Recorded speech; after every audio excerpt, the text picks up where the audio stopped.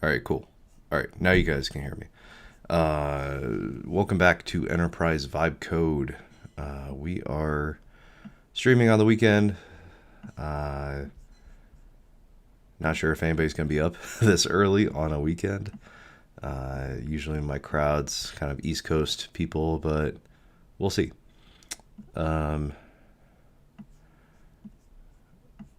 Basically, what we've been doing is doing Gas Town PRs, making Gastown a little bit better, and using up this Claude Code subscription. So right now we only used 19%. Oh, I didn't set up the terminal. Okay, yeah. Hang on.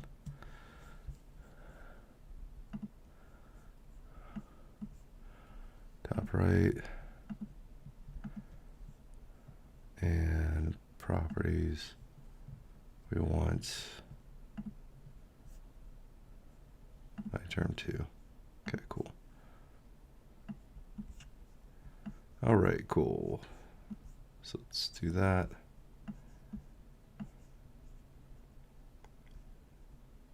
Corner. Oops. Yeah, corner. Cool. All right, you can see that. So, kind of as the title talks about here, working on a couple different projects. I just published a new newsletter. Check it out. Second and third order effects of vibe coding. Kind of what I feel like the future is going to hold. And trying to see past like kind of certain short-term trends. Like everyone is going to have their own app and they're going to code up their own note-taking app and their own personal workflows. And I'm trying to figure out, all right, what's after that? What's going to be kind of like coming next, or what's the skating to where the puck is going. So hello from Poland. Oh, awesome. Nice to see you. Czex. Yeah, okay. So it's what's Poland time? Oh, it's the middle afternoon for you. Nice. Cool. Welcome. Glad I can entertain you on this Sunday for you. What are you up to today? Or where are you up to this weekend?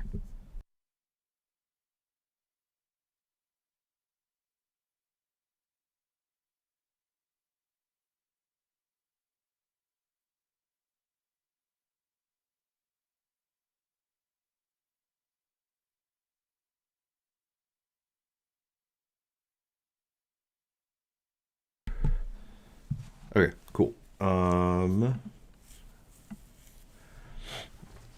So anyways, yeah, just talking about my newsletter. I just wrote it this week, or published it yesterday. I need to publish it kind of cross-platform today. Figured I'd hop on stream, talk about it, and or at least whatever, chat a little bit about it, introduce it, and then we'll get into some work. So drinking Dutch Bros coffee. Not sure if they have it in Poland. Probably don't. It's a U.S. brand, probably. But isn't that kind of crazy? Like it's a brand called Dutch Bros, and who knows if they have it in like the actual like Nordic countries in Europe. So it's funny. Okay, so all right, so this is kind of where we left off earlier this week, and I think somebody. So I was looking at the issue again today, and somebody might have.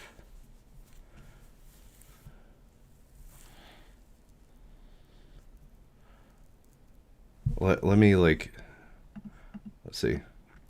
I finished 2 projects, one for AI dentistry app with live for reception. They use voice over IP, soft phone, and other monitoring horses' blood pressure and heart rate using Doppler radar from Texas. Wow, that is crazy. And I'm sure, yeah, the horse doctors are paying well for that. So that's amazing. All coded Claude Code using Gastown. Awesome. What other? I see some other people in the chat. What else are you guys working on?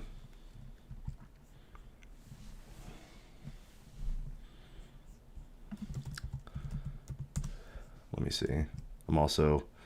I'm getting kind of warm, so let me like turn my Nest down. Oh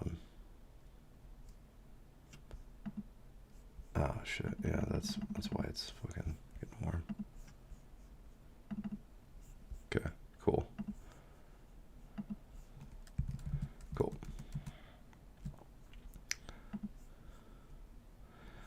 CZX, are you getting paid for those projects? My wife, don't know. I have 320 max 20. Oh, holy shit. Oh man. Are you getting paid for these projects? Like, is that, is the project completion rate like gonna pay for, at least pay for the subscriptions? We're starting off with some drama here today.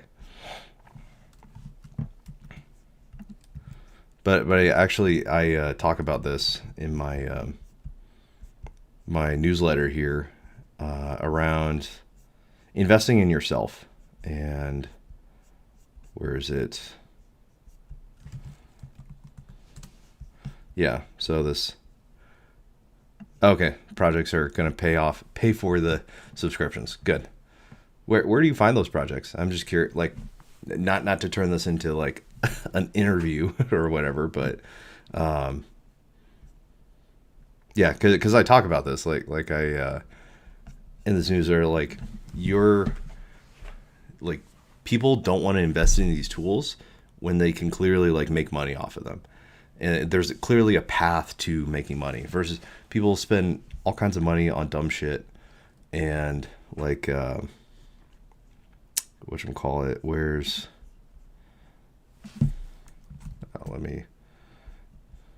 sorry, I kept like flipping back to the terminal because my settings, but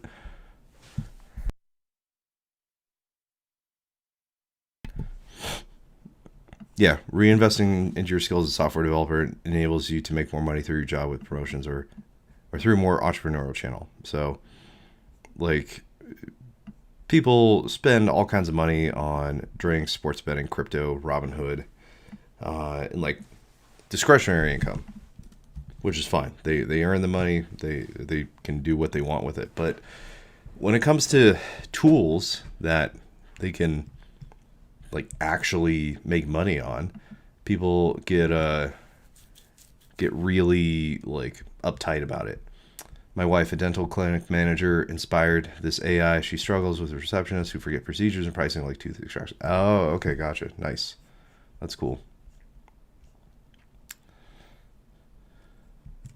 So AI dentistry app with live transcription for receptionists. They use voice over IP soft phone. Okay, gotcha. So it's like, yeah, you're telling, like it's almost like training for the receptionist or like an AI assistant where they are like it will pull up the pricing and all that. That's cool.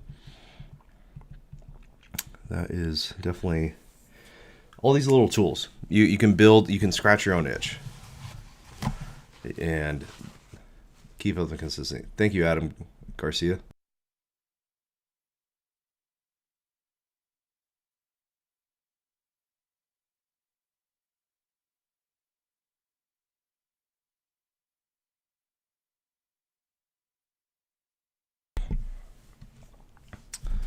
Sorry, I feel like half of my live stream is blowing my nose because like I had a deviated septum surgery probably 2 months ago now. I may like, yeah, it was November beginning of November. So November, December, mid-January. Yeah.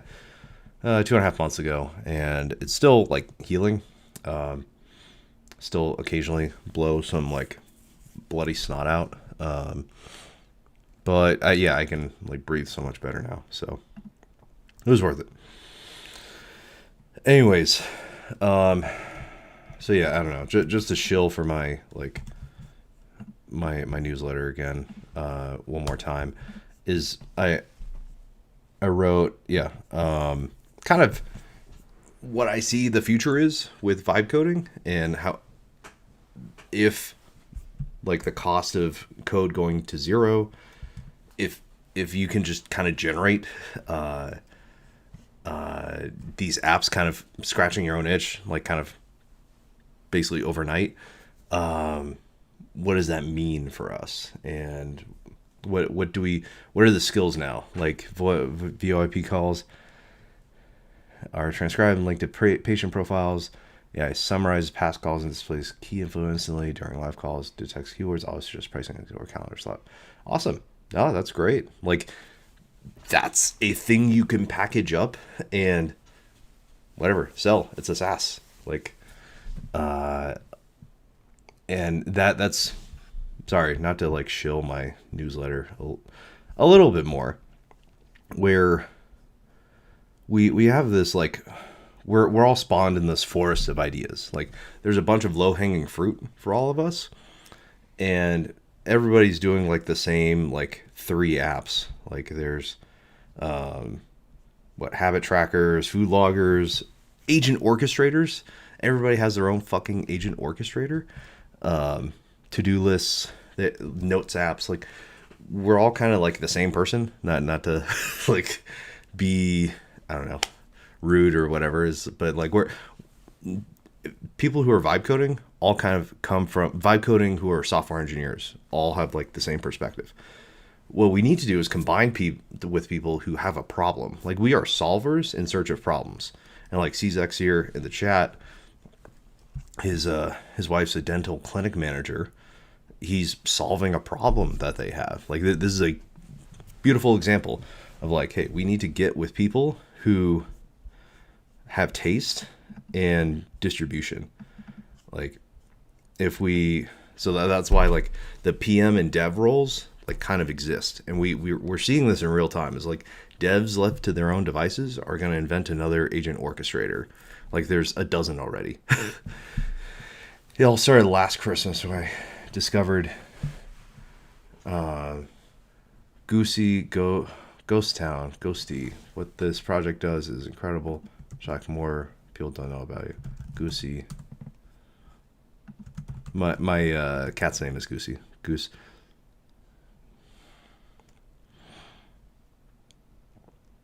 Ghosty was incredible. Shocko. Okay, gotcha. Machine AI agent. Okay, gotcha. I think I've heard of Goose before. Gotcha. Gastown. Ghosty on the go. WebAssembly. Gastown. Oh, okay, got Gastown. Gotcha. Yeah. Right. Yeah, no, I mean, Gastown's great.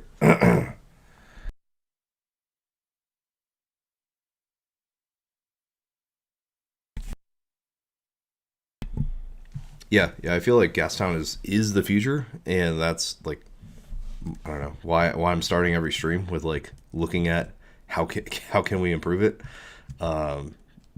because it's something that the shape of it makes sense. Like Gastown is, he describes it as like Kubernetes but for Claudes, right? Like, it's spinning up workers, assigning work, and then shutting them down, and like there's components to keep workers alive. Sorry, voice transcribe. Gotcha. No worries. So anyways, this is so anyways, good on CZX for like being a solver. Like, you can solve problems. So we have powerful tools to solve problems, and then finding a problem to solve. like his wife's dental clinic thing. So I think that's at the very minimum, like you can, yeah, whatever, license that to the clinic and whatever, get hella money, and then become a SaaS and like whatever, be a successful whatever person in the chat. But I feel like yeah, we need to find more people with problems and stop like, yeah, Gastown's cool and like we want to work on like our own problems. Holy shit, there's 136 pull requests. That's wild.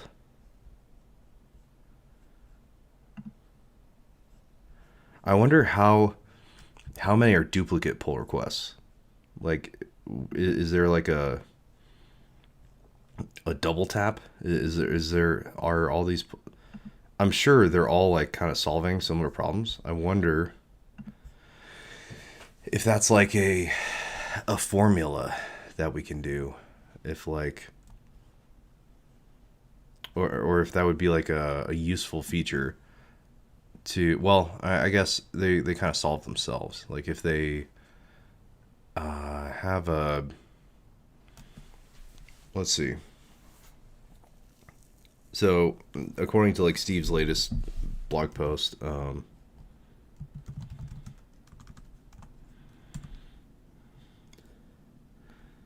or not latest, but like, oh yeah, this is wild that he's like a crypto zillionaire now. Merges toward AI native context driven workflows. Yeah.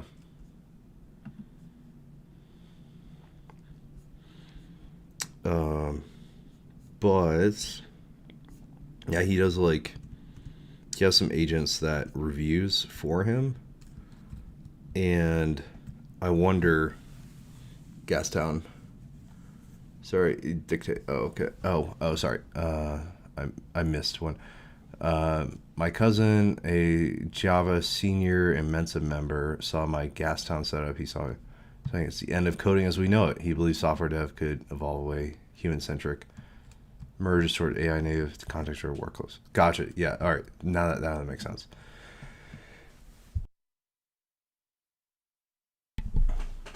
Yeah, totally. Like that.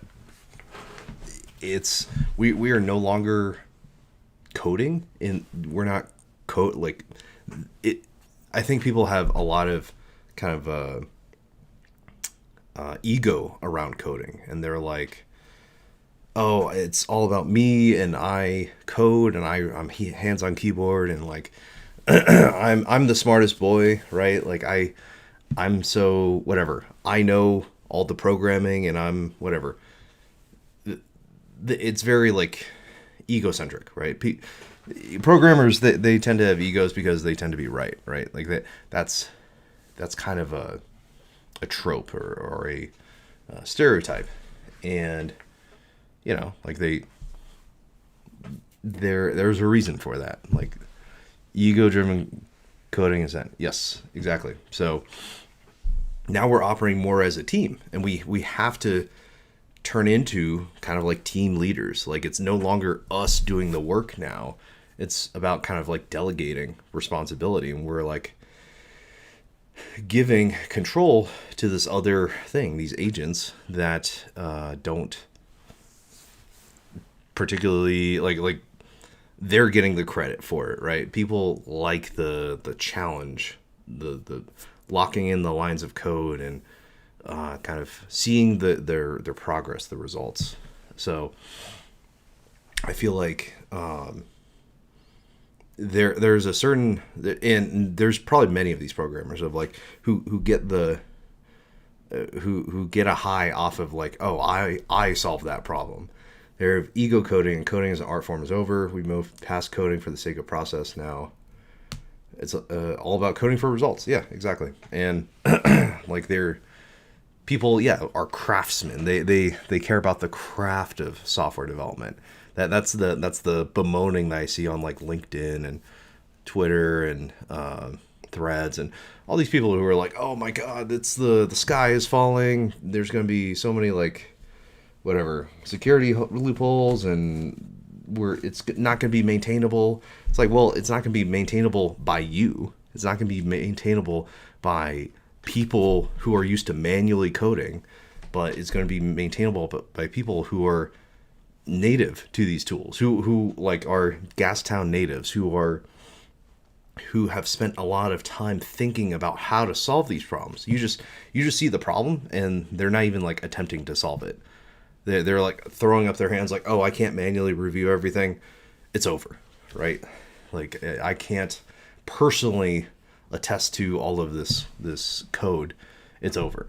It's like, well, like we've invented a lot of tools before that like kind of cover, like we can't manually review every line of assembly code, right?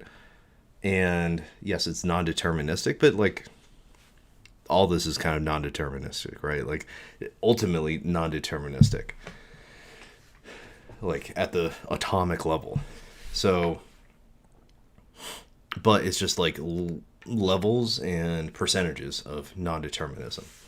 So like AWS has certain kind of, backup systems where they are trying to,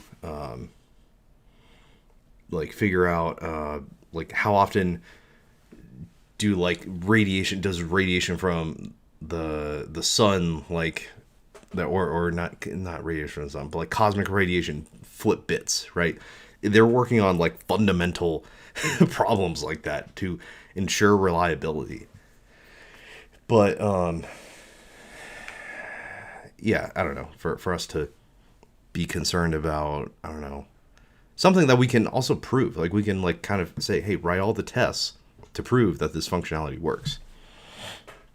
I loaded a repo with 20 plus devs in the Gastown in 2 days. I fixed every bug they've been struggling with for 3 months. Now I'm stuck. How do I tell them I solved 3 months of work in 48 hours? Ooh, yeah. I have a moral dilemma. Do this locally on my own machine. No one knows yet. I'm sitting on the solution while the team keeps struggling. Ooh, oh man, yeah, no, it's gonna get weird. Like that's what Steve Yegi and Gene Kim talk about in their book. Gene Kim, DevOps wizard. Steve Yegi, obviously author of Gastown. They say, it's gonna get weird performance review time. There's gonna be people who like output 10x the next guy, right? And managers are going to have a tough challenge, and like HR is going to be like, what do we do in this situation? Like the top people are 10 to 100x more effective, more productive than the whatever our baseline person, right? So like, and what happens when seniors don't adopt this? What happens when they're like, oh, I'm morally against this, or I am fundamentally never going to use AI? Well, like, here's the door. Like they're going to show them the door. So yeah, I don't know. It's going to be weird. It's going to be a weird little kind of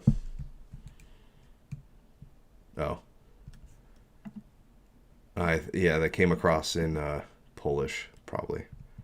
Something Tony Stark.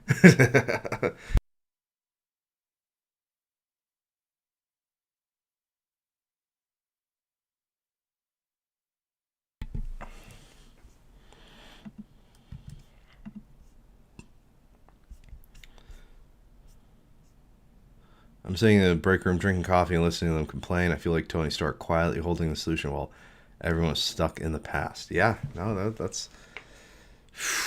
Yeah, I mean, anyone else in the chat, do you have this issue? Are you sitting on kind of the solution, like sitting on Gastown and saying, oh, you have so many, like you're so effective and you're not, I don't know, like you're kind of hiding it. You're hiding how effective you are. Anyone else in the chat? But anyways, CZX, yeah, that's dope. That also that this I didn't know that you were speaking Polish and then it was auto translating to English. That's pretty interesting. It's pretty neat. like we're speaking through like a Babel fish, right?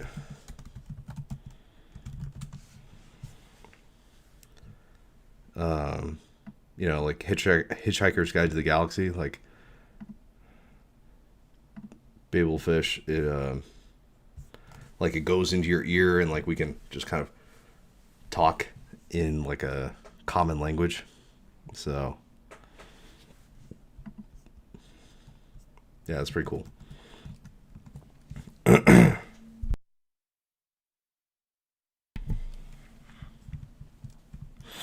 Okay. So now I'm seeing like all these open PRs, and I wonder now like I set up Whisper plugin and use Claude Code to build a bridge that intercepts audio, translates it to Polish, and sends it back. It's seamlessly amazing. That is like solving our own problems. Like that is like part of this. Like we're gonna scratch our own itch, and we're going to all kind of be whatever working on problems that are local to us, and then we kind of need to get out of our own bubbles. Like once we solve all of our problems, or not all of our problems, but like problems local to us, we can solve for like people who are willing to pay us money, right? All right. I almost want to make something that evaluates all of these PRs and like evaluates the diffs but like I want to close duplicates. Like I don't want to, but maybe like it's just first to score. Like whoever gets it in first, and then but at the same time like you want to, if someone puts it in first and then there's like a merge conflict, like that's the job of the refinery, is to like fix the merge conflicts, but you have to kind of like know whether that's correct or not. I just read your blog post. Can you review your daily driver for vibe coding? Yeah, sure. Awesome. So it's just Claude Code. Like it's not a like it's just whatever agent you use. Shouldn't we use Gastown and work on Gastown? Yeah, totally. Like that is the idea. Let me update Gastown first. I updated Claude, and then let me do brew upgrade BD. Sorry for waiting for 30 minutes to get into coding here, but okay. Beads is updated. Let's see, is Beads like about 16 hours ago? There's like a latest Beads. How far off of that release is last week? I'll just go use. I guess I'll use latest Beads latest.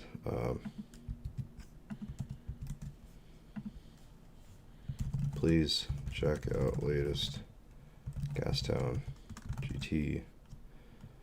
Build it and put it in and move it to the correct spot. We need to tell Steve Yegi we need a collaborative mode. Imagine connecting our Claude Code Maxos to one project, building together, sharing equity automatically. Whole alpha and dive into Gastown would be awesome to see a small issue completed using Gastown from start to finish, exercising each part of the stack. Yes, I think he's working on it. It sounds like shared. He said something on LinkedIn recently. Not to be like Steve Yegi fam club or whatever, but I mean, we're all here. We're all talking about Gastown.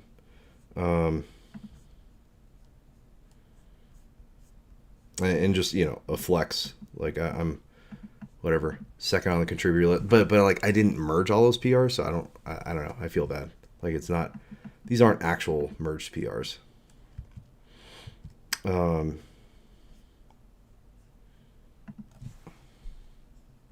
Oh yeah, beads is.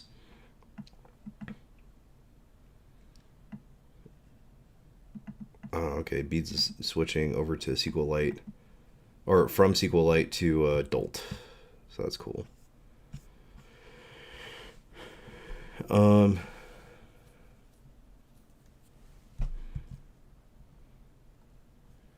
don't know. So, somewhere he like mentions CZX like connecting, like having some kind of like shared, like he's working on some kind of workspace where we can share all this stuff together. Maybe not like Claude Code subscriptions, but like I don't know, a shared context somehow. I don't know. We can all like run Gastown kind of, yeah, in some kind of shared way. Hold on, I've taken the dive of Gastown. Well, I'll be doing Gastown today. I'll show you the workflow of Gastown. If you had to subscribe to one LLM for both personal and professional use, what would it be and why? I would say Claude. Like Claude is kind of the standard for coding. Okay, yeah. Sorry, it was. I updated. Oh, it didn't even. It's hooking as the mayor, which is interesting. Even though I just spun up like a regular Claude instance. So, but yeah, Claude is, yeah, kind of the default for coding, and I try to use it. So what's interesting about this is that Claude Personal, like you can get a lot more use out of Claude Personal, $200 a month, than Claude Enterprise. That Claude Enterprise, they actually charge you for the tokens, versus Claude Personal, you're kind of like subsidized. So if you use like CC usage, it'll show that you're all right. We built Gastown 4.0. So if we the usage, the token usage is we can use a lot more with like our personal Claude subscriptions, but with the enterprise Claude, it's actually much more expensive. And so therefore enterprises limit usage, and like you can't use it as much, and yeah, it's kind of lame. So they kind of like tease us. They give us like a taste of what Claude can be, at a personal level. But then like when you sign up as an enterprise, as like a large company, they charge an arm and a leg for Claude. So okay, so we updated Gastown. We have latest stable of beads. All right, let's fire up Gastown. GT, was it GT mayor attach? All right, so we've got so the mayor is kind of like the entry point. We generally talk to the mayor. There's a use case for like you don't want to generate your beads on the mayor. Like you want to kind of use the crew per rig to generate the beads, and then you can from the mayor sling those beads to polecats. Okay. Let's there's mail, and then okay, yeah, so we still have all of these Claudes. I updated GT. Please restart all the instances of Gastown that we have.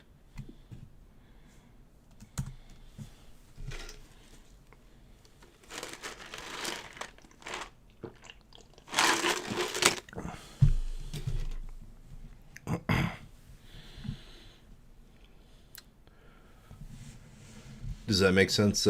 Dog Dad build sit with the like LLM subscription, personal and professional use. All right, so we're killing TMUX sessions.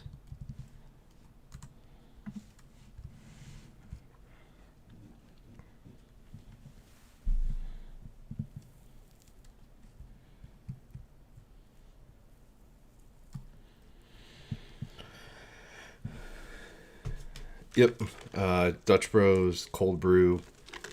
That's my this is my like weekend coffee. Like I splurge and spend the $7 or whatever, right? Like I have the Costco cold brew normally. That's like $1.25, but on the weekends I splurge.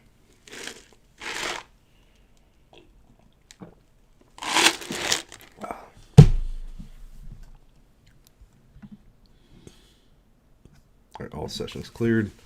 Now restarting witness refinery for Gastown Passion. Cool. What's up, chat? 25 people in here. Okay, I'm gonna chill a little bit while we're waiting for this to work, but basically it would be really dope if everyone liked and subscribed. I am pushing for 500 subs. Would be super helpful if you subscribed. Would help out a lot. Please, like a little cream in the coffee. Yeah. I mean, if it's light enough, if it's like a good like flavor, yeah, I don't mind it. Like coffee definitely can be like too bitter. Like there's definitely levels to kind of like whatever intensity. So. But anyways, yeah, please like and subscribe to the channel. Upgrade, Gastown upgrade 3.0. I think there was wasn't a 4.0? Let's see. What's the latest version?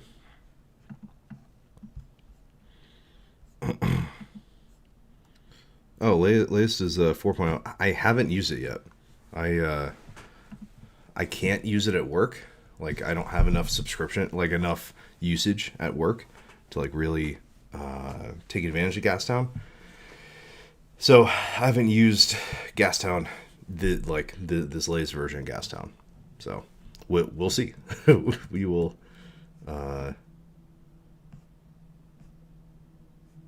see how it works out. Starting witnesses. That's refinery start. Why is it taking like a minute to start the refinery? Timeout, waiting for runtime prompt. Okay.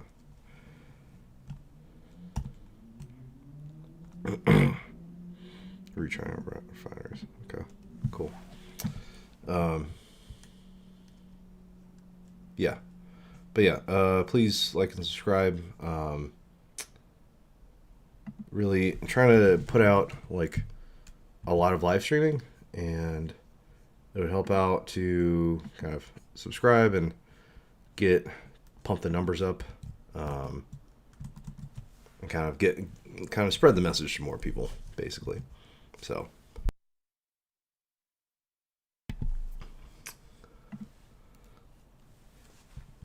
yeah, I'm not like I'm not trying to be like just a Gastown channel, but it's like I'm a Yegiite, so I'm going to talk about Gastown, but like there's also other things that like we can apply this to, right? Like I was working on a project with like migrating a Lovable app to AWS. I think that's like gonna be the future. Is some vibe coding people are going to like kind of strike it lucky. They're gonna make it rich on Lovable or Replit or whatever, and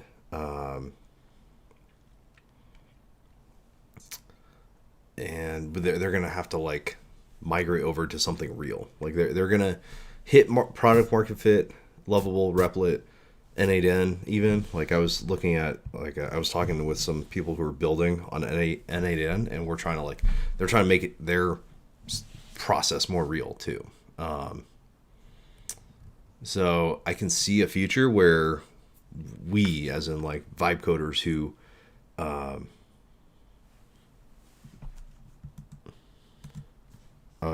there's a refinery bug. Oh, okay, yeah, I guess. Do I have to?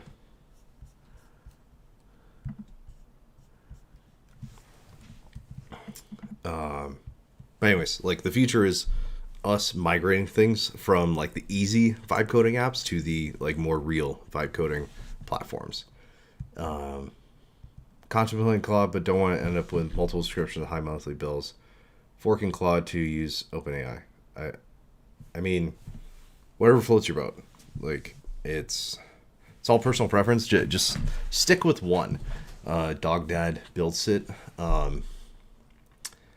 Like really understand and know one model and really kind of in the agent. Like I think that's my big one piece of advice is like choose one tool and stick with it. Don't try to hop tools because you're going to gain experience points and like a little bit of experience points in a lot of different tools, and you're not really going to figure out the leverage for those tools. Like every like set of golf clubs or baseball bats, like every tool that we have takes some amount of skill to be adapted to. So like for me, daily driver, it's like your car.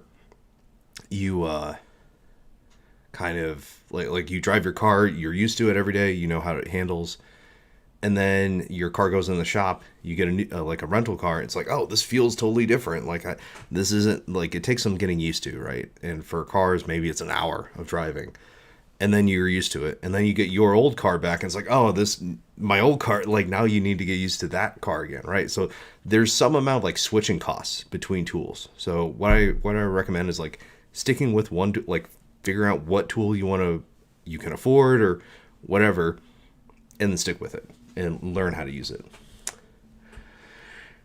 I have the refinery bug and I need to fix it. Okay, gotcha. I don't know how to make merge requests though, as GT keeps getting a single branch. How do you do that? Steve, yeah, Steve is drowning in pull requests here. That's amazing. Tane, do you have a... Oh, here you are, Tane. You have two closed. Are these... Oh, these aren't it. Like, looks like you have...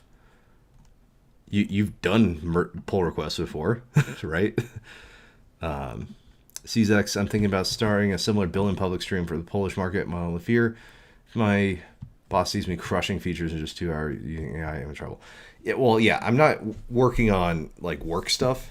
Like my work stuff is on my work computer, and like that's like not whatever.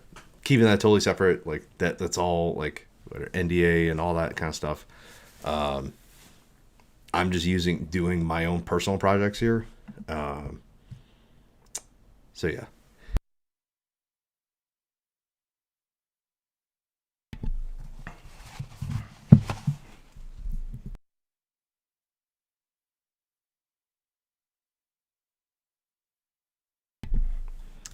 All right, Tane, how do I fix this?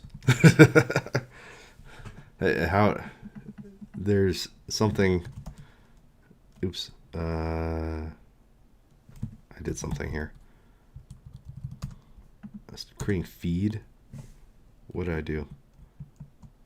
Oh no. Oh shit. Oh, I did a... Oh no.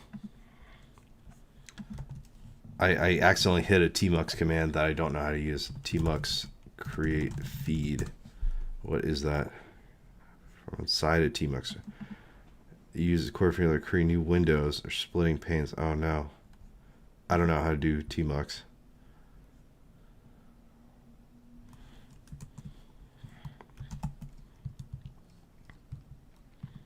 Oh, interesting. Okay. Oh, that's cool. All right, so we're learning tmux on live, guys. I didn't know how to use it, so there's like, oh, and I clicked into it and it works. So I created some kind of feed thing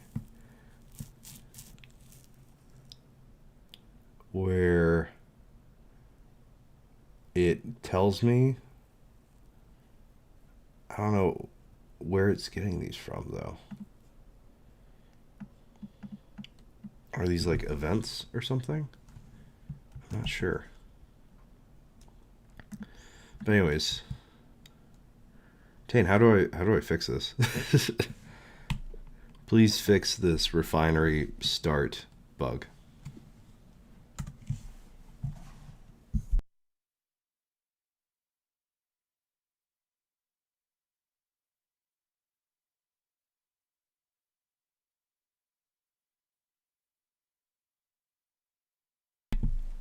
Oh, so this is a hack. Like augment, it like we use it at work, and it's actually very good. Um, let's see, augment. It's like it indexes your code, and it kind of gives allows you to um, yeah, I go faster than Steve can merge. I have my own fork of Gastown and queue up today, but kind of gave up on contributing. I contribute issues. Okay. Tane is using, okay. Tane, Wiffer, and Gastown. Okay, cool.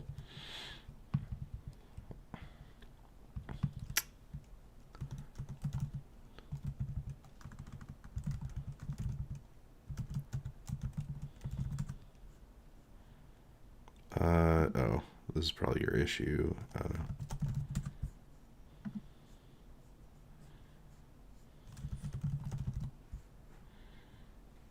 Yeah, it's, I don't know.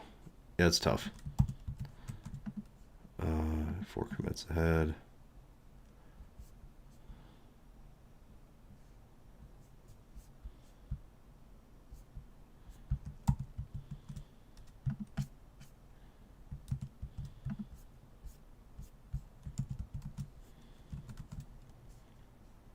Oh, maybe it figured it out.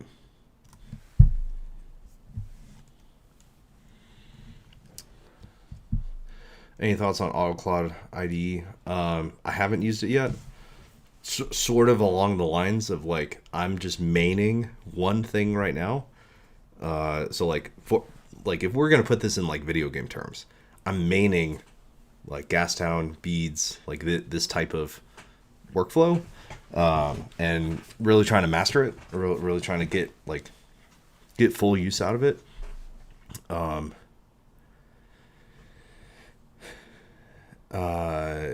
Auto, yeah, but yeah, like I'm not like switching between tools. Like that's kind of like my thought process is like let's like focus on one tool set, really understand it, get used to it, and not really like and not jump around between tools, relearning a bunch of stuff to like get up to speed on that. Have I shipped anything recently? I've been working on PRs for Gastown. Mostly PRs. Let's see. Please look here for this refinery fix. Mostly working on Gastown in my spare time, and I would no off spec people don't get AI ADHD. Yeah. It's I would say just yeah, have a daily driver. Have a setup that you commit to for a week or a month or whatever. Like I know it like the industry moves fast. Like that's kind of the nature of the beast. Like there's always going to be a new tool around the corner, right? And you're going to want to try the new tool. And I think the people who make that tool, it's a tool for them. Like they have put in the 100 hours into making that tool useful for them, versus like we've put in some time already to making Gastown work for us, right? So there's always a learning curve, and there's always going to be a degradation. Like it's never like there's no free lunch. We don't get to like just jump tools and get an instant improvement. Let's see. The fix is to update default ready prompt prefix. Okay, cool. Sweet. Thank you, Tane. Appreciate the fix.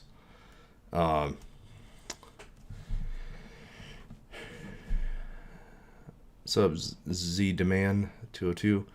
Yeah, AI ADHD. I guess that is a good way to say it. Is like people are so caught up, like you're so on the edge, like you're so up to date with the state of the world with AI, that you're not actually getting better at it. That's the crazy thing is like you're so like whatever, like have so much knowledge of, or no, sorry, you have so much knowledge about, you know so much about the thing, about the state of the industry, that maybe you don't have deep knowledge of certain tools, right? Like if you keep jumping tools, you're never developing like a deep whatever workflows and so make install. Oh, sorry. All right. Yeah, I did a go install. Still failing. Let's create it with prompt. Let's see what it's doing. Please do a make install and copy the binary.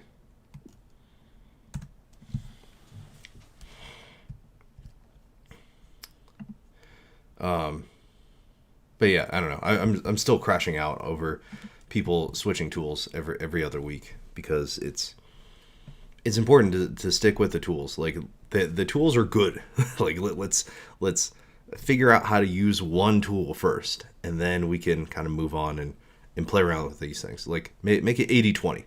Like 80% of the time we're sticking with one tool and improving in that one tool, and then 20% of the time we're kind of like trying new things. So, anyways, I'm gonna try starting the refineries. Gastown refinery start. Yay! Thank you, Tane. Appreciate the fix. Actually, yeah. Let's. I'm gonna pivot the show because, like, I was gonna try to look at what my so. Actually, I have this draft PR up now, right? But the issue that it references, 232, there's like multiple, like I mentioned this, some other person mentioned this other person mentioned this, like there's multiple things, multiple PRs up for like the same thing.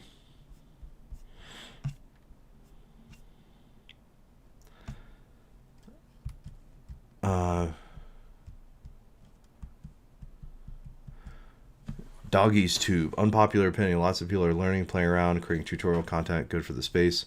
But only a very few will build a real product. Vibe coding is just AI fun era. Yeah, sure. I agree. Like, so for me, my product is the live stream. Like that's you. I've trapped you. Like you fell for the trap. You're watching and contribute, like whatever, talking, right? Like you're boosting the algorithm for me. Thank you. But yeah, no, like my contribution is talking about it. I am not a turbo nerd. I am not gonna be heads down and working on a thing, because I feel like, so not to like plug my own article. My contribution is going to be talking about stuff, and part of what I say here is that distribution is going to win. So anybody can build anything. Like we all spawned in this forest of low-hanging fruit. Everyone's creating agent orchestrators, right? There's dozens of them. I get questions about Claude. I get questions about whatever. There's, I don't know, auto code, auto whatever. There's dozens of them at this point. Everyone who vibe codes is building one, right? Like everyone kind of, like Yagi has that graph of like, all right, if you're on level 8, you're building your own agent orchestrator because you're tired of managing like 10 terminal windows, right? So we're in this forest of low-hanging fruit where everyone's kind of picking the same fruits. And if people are heads down building, they're probably all building more or less the same thing. Like there's literally a dude who built the thing that I wanted to build on stream.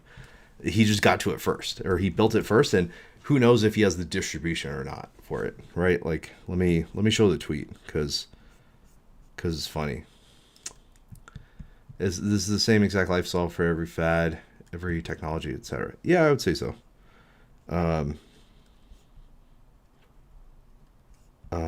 Let's see. Where did that guy agree with content because you have a different view of mine? I've learned a lot just watching people play around. Yeah, cool. Thanks, Doggies Tube. Yeah, like is this it? No, not QA.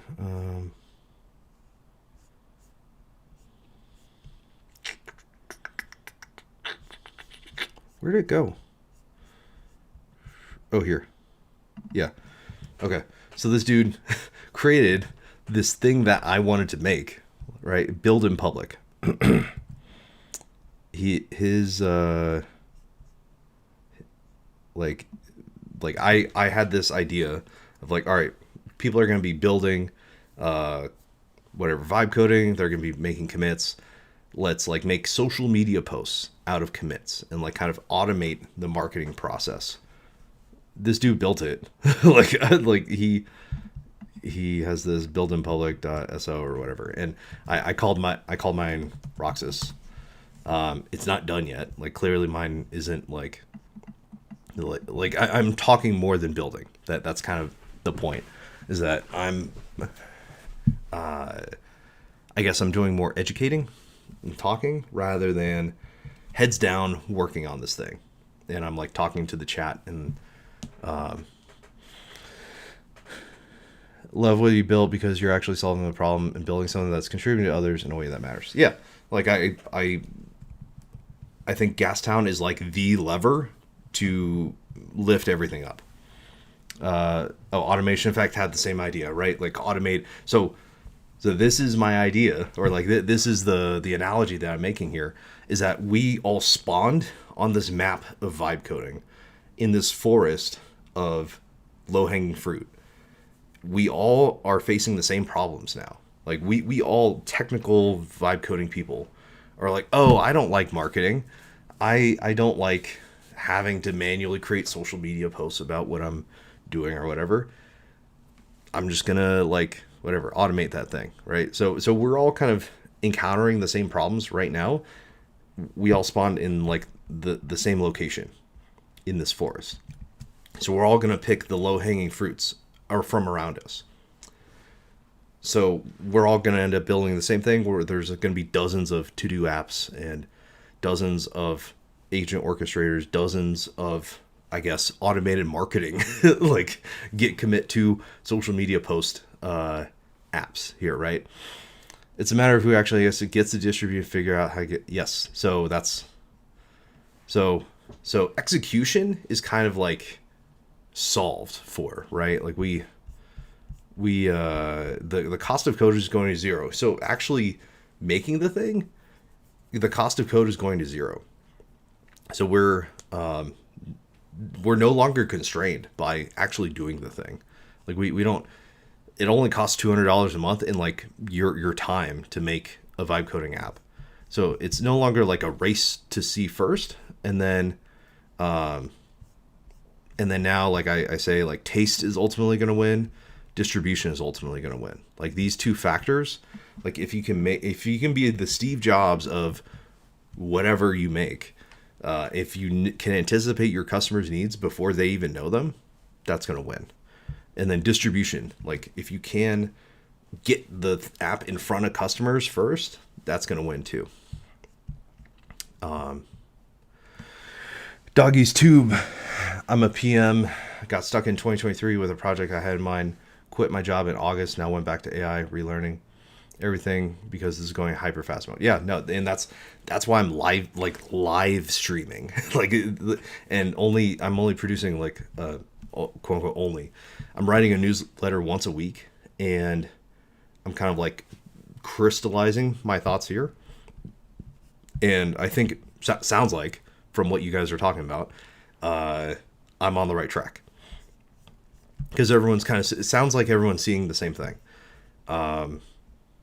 where kind of the like code is going to zero.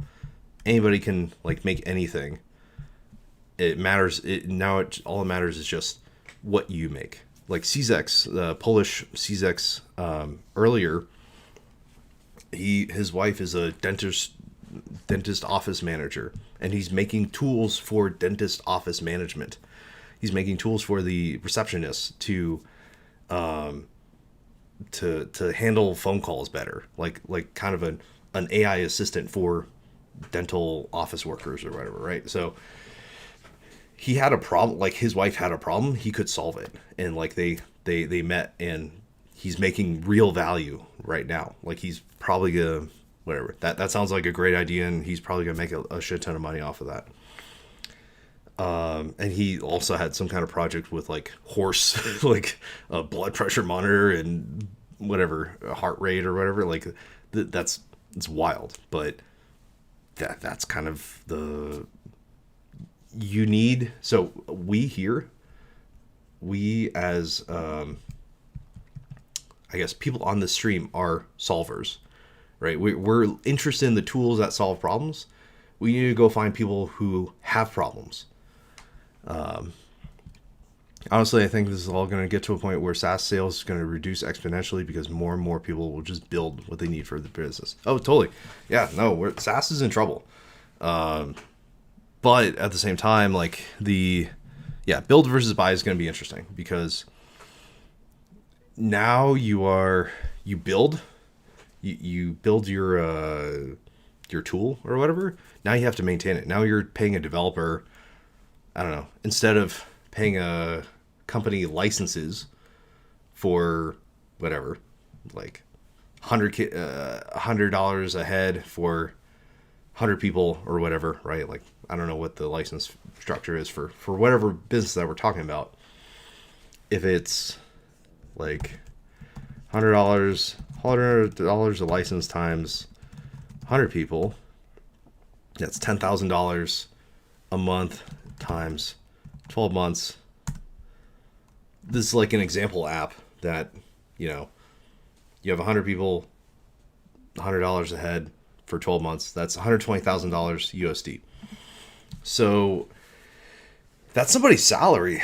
Like, so you're either going to like pay a license to like a company that then maybe you have to like kind of customize it and figure it out yourself, or you pay a developer, hey, make this for us, maintain it, and make it custom to exactly what this company wants. So yeah, this is definitely a very real like equation, and I'm sure it only gets worse with like more people, and maybe it's not like $100 a head SaaS software, maybe it's like $20 a head SaaS software. So yeah, if you have a company of 1,000 people at $20 a head, that's $240,000 a year. That's somebody's salary that you can pay to Vibe Code to create the thing itself, create the app itself. So yeah, no, it's definitely, and like big tech FANG has done all this already. Like, Facebook, Meta, I believe I read this article, that they just have their own ecosystem of everything internally.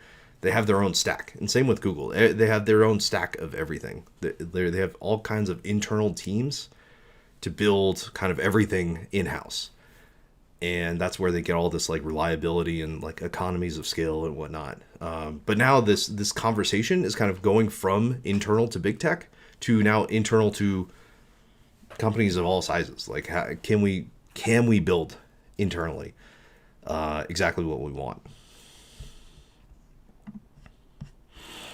I'm building my own PM system to start working. Platform system first, I think, is the meta for 2026. Orchestrator 2027. I think we'll start watching the next Fortune 500 companies born. Yeah, and maybe it's not even Fortune 500 companies. It's like, I think it's going to be more democratized. I think a bunch of people that instead of like a handful. Like I understand capital accumulates to the top, and like the incumbents are going to get disrupted, and that's kind of like the natural order of things. But I feel like more people, there's going to be, I don't know, thousands of more $1 million companies, right? Like companies that are sustainable for like a couple people. We're going to see way more of those. We're going to see, maybe, my prediction, who knows? I'm just a guy on the internet. I think we're going to see more 2 and 3 person teams with $1 million in revenue, and they split it 3 ways, right? And that's a good salary for people to just kind of like live. Like we'll have thousands of lifestyle businesses where people are making good money. I see a future like this: 5 motivated teams in a basement with AI licenses and 0 overhead. They'll pick a giant corporation software to build a better, cheaper version with 1000x lower costs. Oh, totally. That's going to happen. That's like, who's going to call it? I got onto YouTube, Ralph Wiggum creator.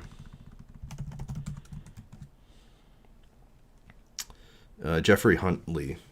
He's a good follow. He's a good subscribe. Creator of the Ralph Wiggum loop. He says in one of his YouTube videos, I started like going down his rabbit hole because he's like an equivalent to Steve Yegi. Like these guys are like at the bleeding edge. They are like the orchestrator guys. They are they're at the kind of the bleeding edge of thinking. And he was saying that, yeah, like a couple kids in Bali, like a couple founders in Bali can like whatever, can start up a company and, you know, live like kings in Bali and not have a ton of overhead and like disrupt Fortune 500 companies. So it's going to be crazy. More and more of the shit is going to get to a point of being free too. For instance, I just installed OAuth for anti-gravity last night into Open Code. Now I can use Claude Opus and Gemini 3 free. Oh, okay, gotcha. Yeah, because Open Code. Let's see. Free models included or connect to a model from a provider. Oh, okay, gotcha. Yeah, for sure.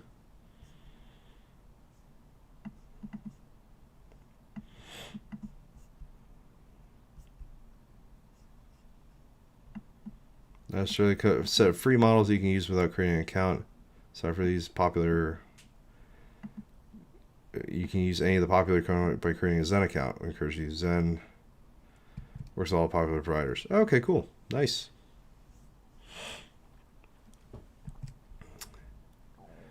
I've heard that many people say that the North Star is a $1 billion company with 1 employee. Knowing what you know now, is this even possible?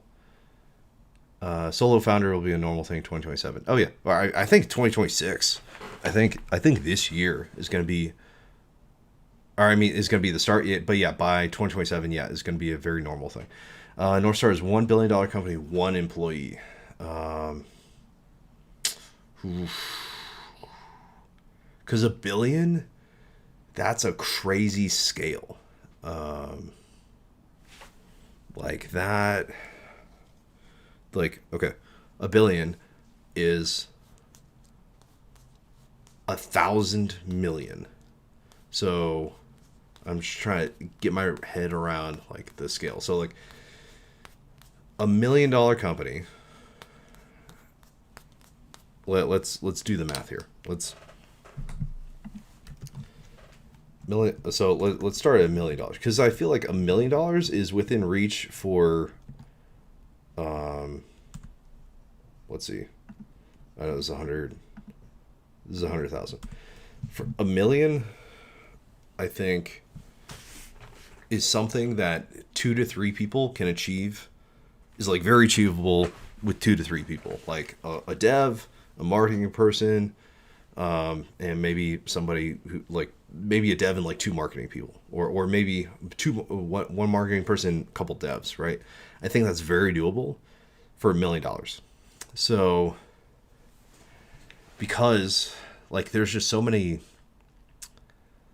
like you'd have to, one person, $1 billion, you would have to invent something that like you would have basically no moat, right? Like you would have to create something, because like a billion is 1,000 million, right? Yeah, it's a bit, yeah. So you'd be vibe coding, and everyone can vibe code, right? Like you'd have to be so, like nobody could catch up to you. Like you'd have to have so much traction, product market fit, so many features that you can't be undercut, and be like launching to $1 billion. So yeah, I don't know.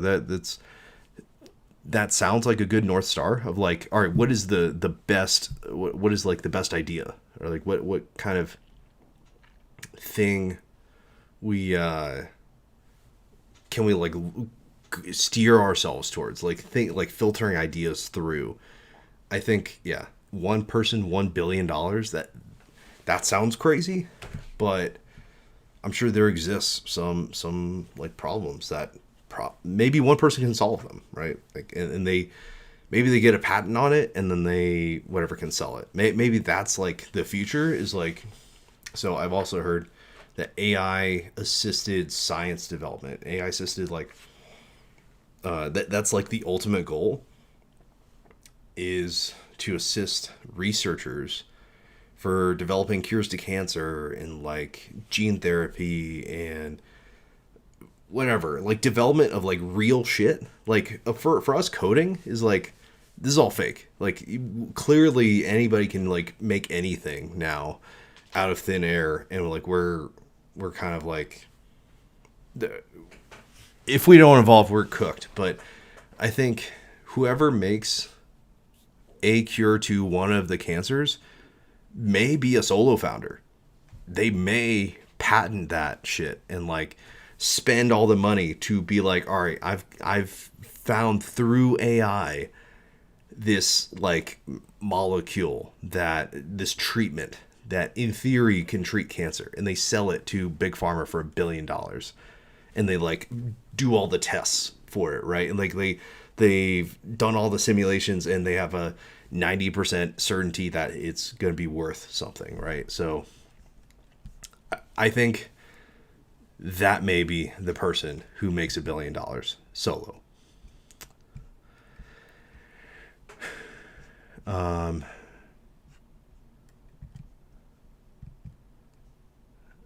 Let's see. All right, sorry to go off on like the solo founder tangent, the $1 billion solo founder tangent. Vibe coding, manually coding is still the same. It will still require human efforts to maintain. Follow Jeffrey's idea is a good direction where AI is heading. Yep. Just install the anti-gravity OAuth to open code. Picture this: 5 Mac Minis lined up. Each of the Claude Max sub 4 units crush commercial products 24/7, while the 5th one acts as the lead, doing all the code reviews and merges. I mean, that's more or less like, yeah, you're now scaling, like, so the CZX 5 Mac Minis lined up, each with a Claude Max subscription. Like, that's the scale that we're talking about, is like that is kind of the entire, like, Yegi talks about welcome to Gastown, that it's like basically Kubernetes.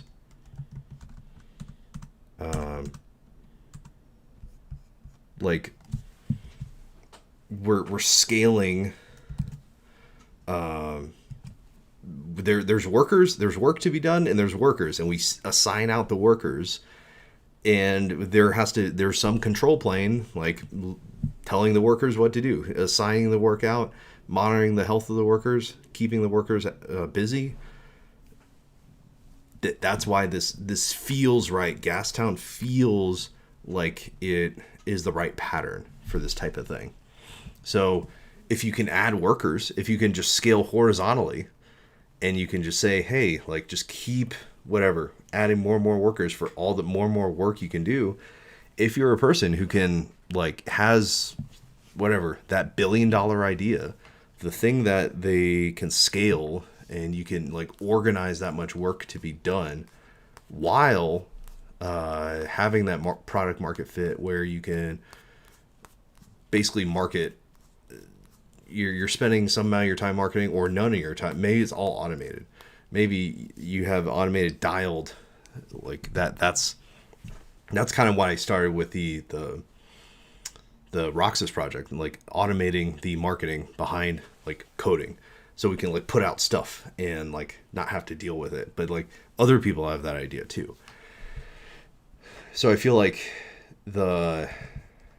this Kubernetes abstraction of just like, hey, there's going to be workers and there's going to be work. And if we can keep scaling, like horizontally scale the workers, maybe whoever can like build the biggest cluster of Claude Code workers with Gastown is going to win. Like that's like the future like arms race between vibe coders. All right. Okay. Comments about the North Star of like $1 billion founder.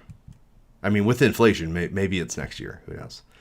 1 billion AR with employees, hyperbole. You wouldn't want to do that anyway. $1 billion with say 5 to 10 co-founders will be super doable. I think service based in the AI space, no time to specialize. Keep up and change businesses to integrate. I think service based in the AI space. So anyways, Wint land 1 billion ARR with employees, hyperbole.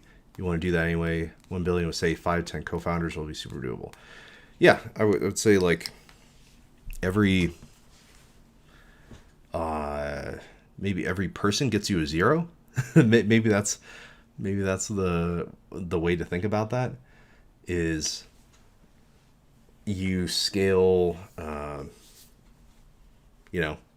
every person multiplies your output by 10, maybe, right? Like if everyone's a 10x developer or 10x person now with AI, maybe each additional person like kind of multiplies you by 10. Multiplies your revenue by 10. Who knows? Maybe that's the case.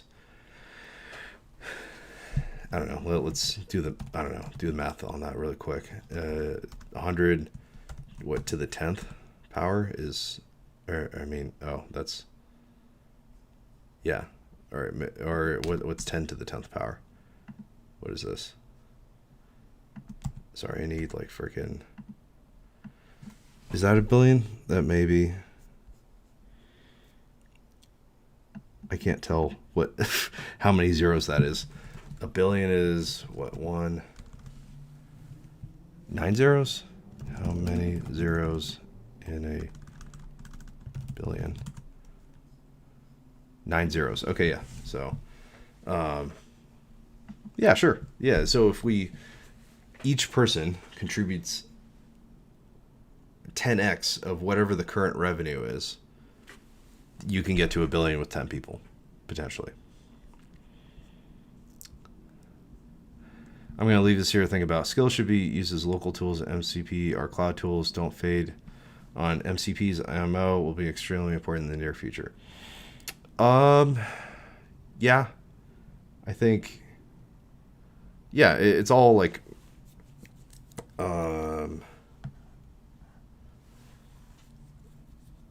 we'll figure out how to integrate how agents should best use tools. I think binary, like currently, I don't know, the GH binary, GitHub binary is like the best binary I've ever like had Claude Code use, right? Because it just knows how to use it. We're gonna get that. And AWS CLI. It knows how to use AWS CLI really well. So these models are going to be trained on all the top CLIs. So if you and it learns how to use CLIs too. Like beads isn't even in the training data, and it knows how to use beads pretty well. So I think, yeah, over time, whether that be, yeah, like tools with MCPs or like binaries, I don't know. There's going to be some amount of agents interacting with their environment. I think that there's no doubt that people are going to try to set up these autonomous loops to get their agents working, to like set up their agents to work and then keep them going, and whatever, kind of get them to do their work as much without human intervention as possible. Future dev is a race of worker nodes and delivery speed. The client calls, sales chat is transcribed, and AI architect builds the docs instantly, hits the cluster 2 hours later. The client gets a working MVP and link to approve. I'm building this idea where MCP wrapped into an agent. MCP inception.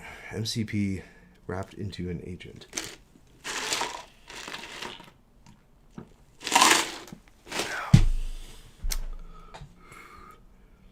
But yeah, CZX, like, I think, like, yeah, race to delivery. So, all right. So, I'm not sure who all is on, like, marketing YouTube or marketing, let's see.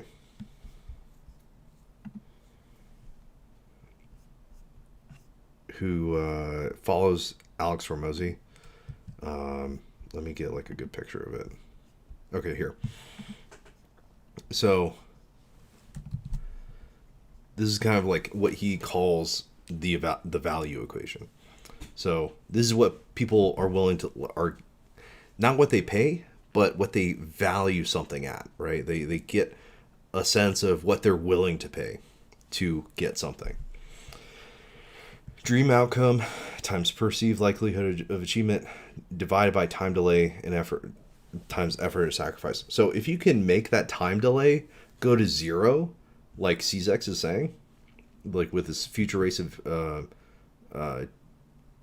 race for worker nodes in delivery speed, if you can make the denominator go to 0 and you give the client exactly what they want in 2 hours, that's super valuable. Like that's going to pump the value way up, and you lock in a contract, and there's no effort and sacrifice for them. It works perfectly. I can see the denominator like going to 0, and that's going to increase like the value like a ton. If it's exactly their dream outcome, and they have high confidence in your achieving this dream outcome, because you can say, oh, I did it for hundreds of other people, and this whatever time delay, effort, and sacrifice are like go to 0 essentially, and like you said, like it makes the perfect product in 2 hours. That's going to be insanely valuable, right? So yeah, no, I think you're right. Nailed it, CZX, in terms of this like value equation. Yeah, Alex has got Alex Shamosi. Yeah, he's it's he is the Jordan of marketing, at least online marketing, and like he knows. Yeah, he is the GOAT for doing this stuff. Like he clearly, like we just walked through a random completely new idea in the AI space of just like, oh yeah, let's just spin up agents and do it really quick. And like we walked through the value equation, his framework, and it showed that it's going to be super valuable. Even if the app is not perfect, time is for speed. Look at cars market. Today's cars is not tested like in the 80. Deliver fast, adjust next. Yeah. The iteration cycles, like the time to next iteration, they give their feedback. You give the client MVP link within 2 hours. they respond right back with like, oh, hey, it doesn't do X, Y, and Z. And it's like, you turn those around into tickets, and like, it's, at some point we become the interface of like, the client is vibe coding through us. And at some point, like, whoever can build the platform that the client can just directly vibe code, right? Like that's kind of like the idea of like Lovable, and like why Lovable is like so valuable and Replit is so valuable, is like the client can just define exactly what they want, right? That like they cut out the middleman. But, you know, at some point, like these things require knowledgeable software operators, orchestrators, people who understand how software is written to create these things, at least today. At some point, like, maybe Lovable gets good enough where average business people can just be like, oh yeah, this is what I want to do. I want to do X, Y, and Z. The PMs know exactly, have the taste, the distribution, the requirements, give it to Lovable or Replit or whatever. Outcomes, spits out a web app, and, you know, they take it and run. So that's kind of like, vibe coders will be wrappers between AI, Viber, client. Yeah, I mean, probably. Until the AI gets so good and like understands, of course that it won't get there, right? Like that's the value equation for Lovable, is what I'm saying, is like, to get rid of the Viber, to get rid of the separation between client and vibe code, right? But of course, like, there's going to be experts in this thing. There's going to be people who know how to do this really well. And it is our specialty to work on the tools, to orchestrate the tools, to make them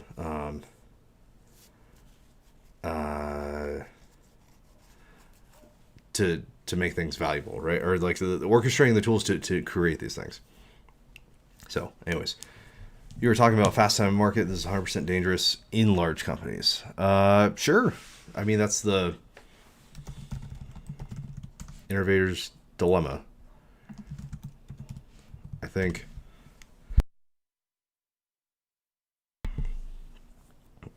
the TLDR.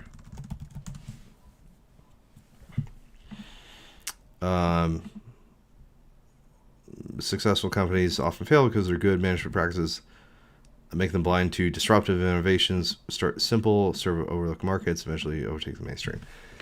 Yeah, I mean, it's kind of, it's a hard, like, chicken or egg thing, or not chicken or egg thing, but like, do they do this, like they're gonna get disrupted by these small nimble companies who can like do this, who can create, like, instantly create these products that compete with them. Do they create those products that will kind of eat away at their margin, right? So yeah, no, it'll be interesting. Like, that I guess we're turning this into AI future speculation live stream. Hour and a half in. I haven't really done anything, but I'm involved in AI adoption in large fintech, the triangle delivery. Fast, cheap, good, secure. Yes. Yep. Yeah. And this is complicated. Yeah. Totally. Like but I think it's solvable though. Like, people are approaching this as if it's not solvable, as if we haven't solved hard problems before, right? Like, as if I don't know. I hate using Elon Musk as an example because, like, he's, corporate oligarch overlord, but like, reusable rockets. It was like, oh no, we are doomed to always have space trash. That we're always gonna, like, it's gonna cost so much money to have to throw away an entire rocket. Of course it's solvable. Yeah, sure. It's just the AI the AI doomers, people who are like negative on vibe coding, are always like, oh, this will never work or whatever. It's like, well, when has that ever like been proven true, right? Like you haven't, you're not being honest with like what humans are capable of. So cool. All right, so we IMO, it's do two of the tree, the triangle first, then shift to the least important, the third one. Yeah, fast, cheap, good. Yeah, no, and I think well capitalized companies, I mean, they can afford good, like fast and good, like they can pay for that stuff, right? And that's kind of what I guess what we're talking about is like how imagine like a Gastown, a server farm of Gastown workers. I mean, that's like literally like what Anthropic is doing, right? Of like all of these instances working towards your company's goal and building all these. You can just horizontally scale all of these coding agents to work on your company specific problems, and whoever can figure out how to orchestrate all that, how to wrangle all of these Claude Code agents to head in the right direction, and make useful changes in such a way that creates more business value over time, or like whatever, an increasing rate of business value over time, maybe an accelerating rate of business value over time, because you want even more leverage out of these things. Like you want whatever hockey stick growth, and you want some way to like we had that example earlier of like, okay, how do you get to 1 billion with 10 people? Well, if each person multiplies the result by 10, if each person multiplies the revenue by 10, that's how you get to 1 billion by 10 people or 9 people even. So yeah, how do we, like Gastown feels like the right kind of, like Kubernetes has scaled whatever, largest Kubernetes cluster, 4,000 nodes, publicly disclosed Kubernetes cluster, in the range of 100,000, 130,000 nodes. That's, yeah, the nodes are handling AI like models and training. So,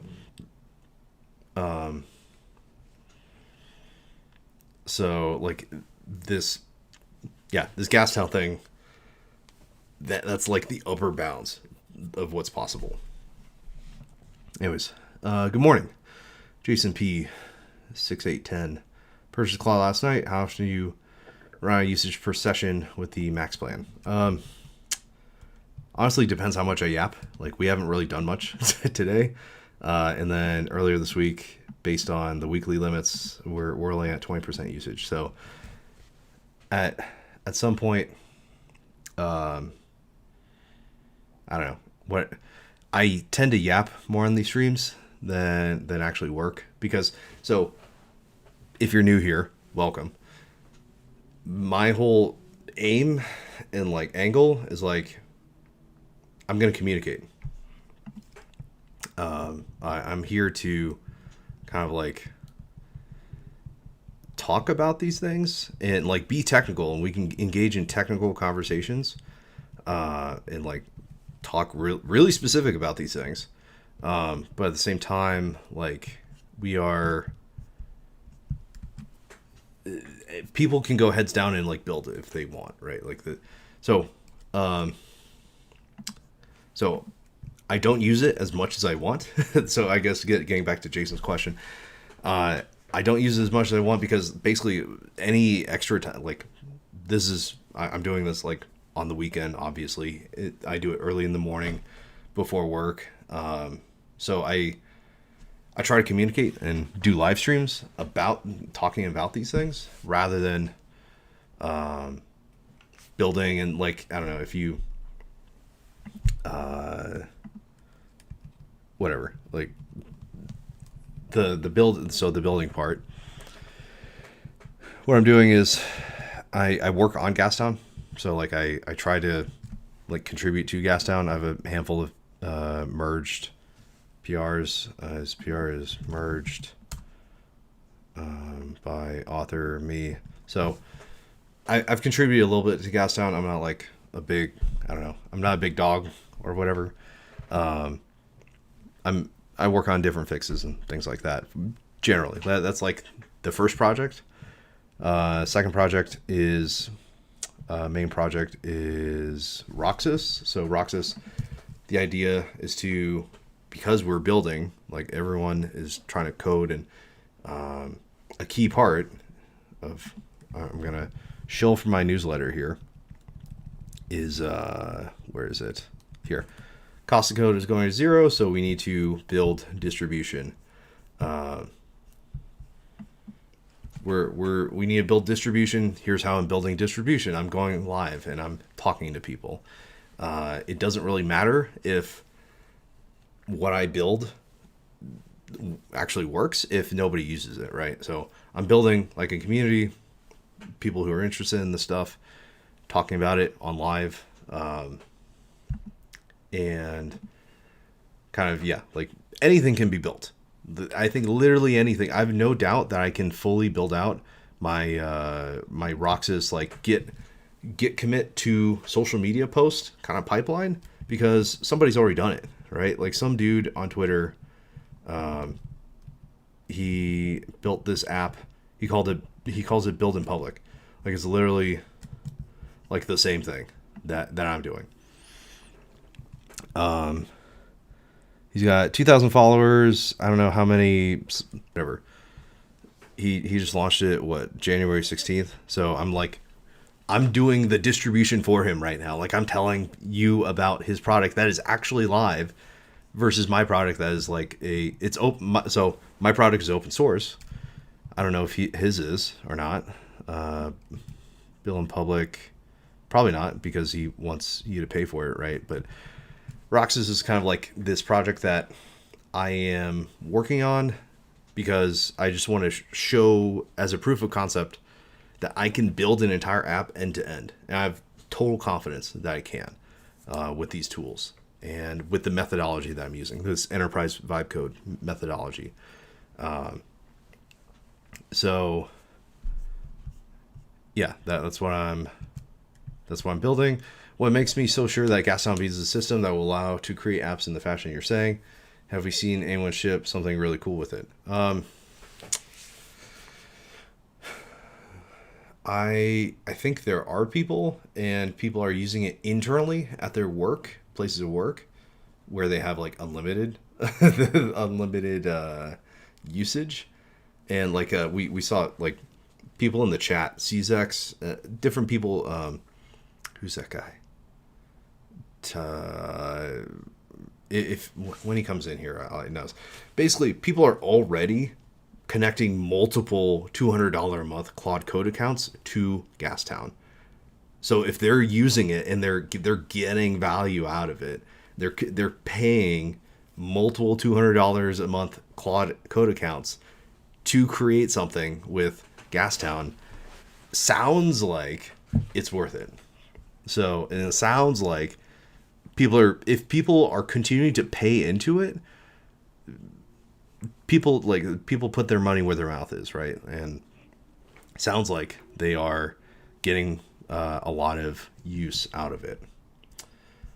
Have you seen anyone ship something really cool with it? Well, yeah, there's people in the chat who have, I don't know, sounds like they have really good use cases. And they have really, they're willing to pay multiple Claude Code subscriptions, $200 a month Claude Code subscriptions to ship things that they haven't linked. they haven't really, they describe around it, but they haven't, whatever. They haven't dropped links in the chat or whatever, right? Like that's, so it sounds like they're doing well. Sounds like they are, they're getting real value out of it. Do you love your job? I enjoy it. I think right now is I'm the most engaged I've ever been because of this vibe coding thing. I'm DevOps, so I generally like glue systems together and I connect them together. And I like operating at that level. I am not like a turbo nerd type of guy who like really loves the nitty gritty, like pushing bits around and the latest whatever programming languages and the different programming language concepts or whatever. So yeah, I generally like taking a higher level. I hate that term. The higher level sound makes it sound so much cooler or better or smarter. But at the same time, like I like operating at the level of like connecting systems together. Gringo Code. I understand. We'll try my best to share an app when I work with Gastown soon. Cool. Great. Yeah, please share it. That's definitely encourages everyone here to do that. So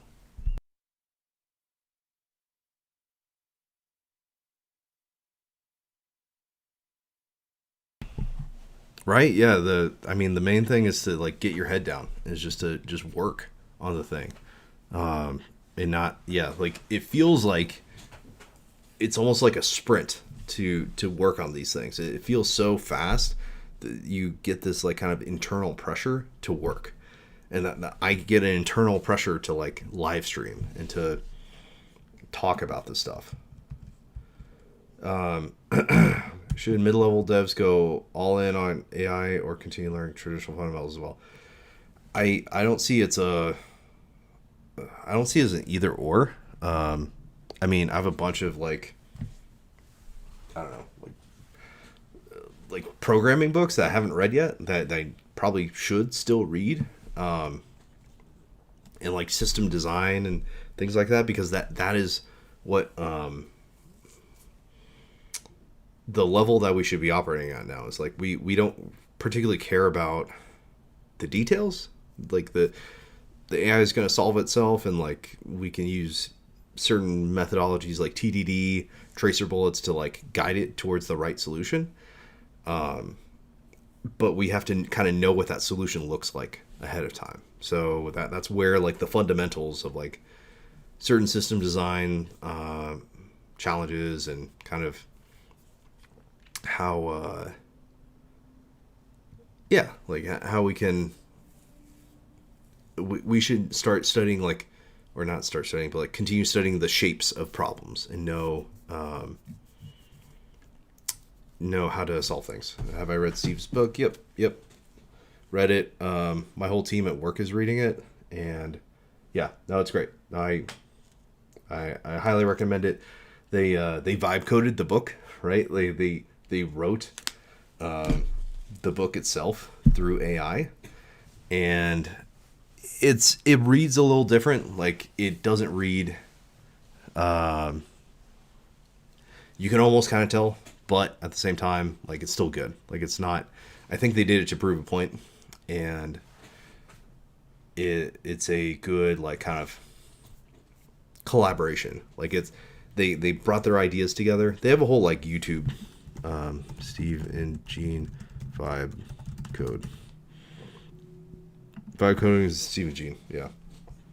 So they have a whole like YouTube channel about it. Highly recommend going through and watching it. I think it's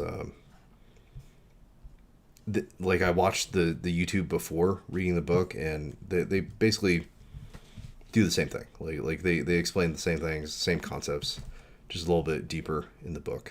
So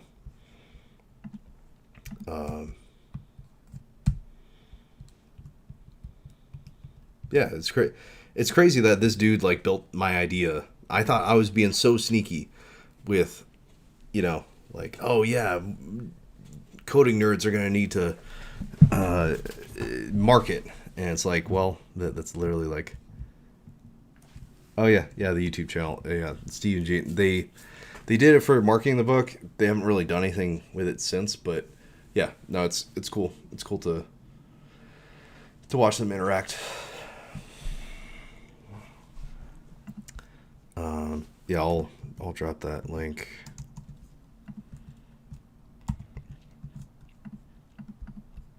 in the chat there.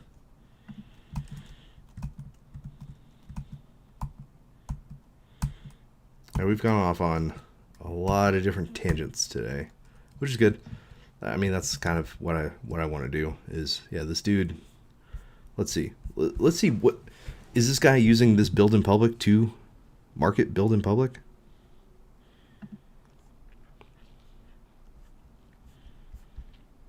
Like, where's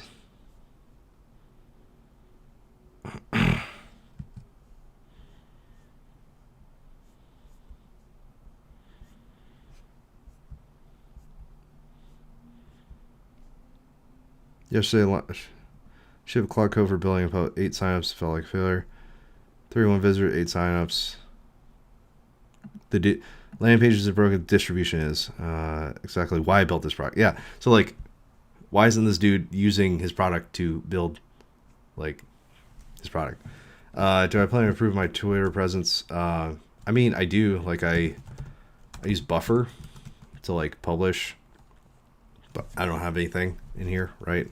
I mean, I'm literally doing it right now, right? I'm doing live streams to improve my distribution, right? Like, I've got, I don't know, 476 subscribers. This is a new YouTube channel. It started at 0 back in start of December. I started this YouTube channel, I don't know, probably beginning of December, and now I have 476 subscribers. So thank you all for being here. But yeah, I'm working on it. I'm working on my distribution before I put out like something on my own, right? So it all depends. Like, almost build. Oh, same animation looping. Yeah.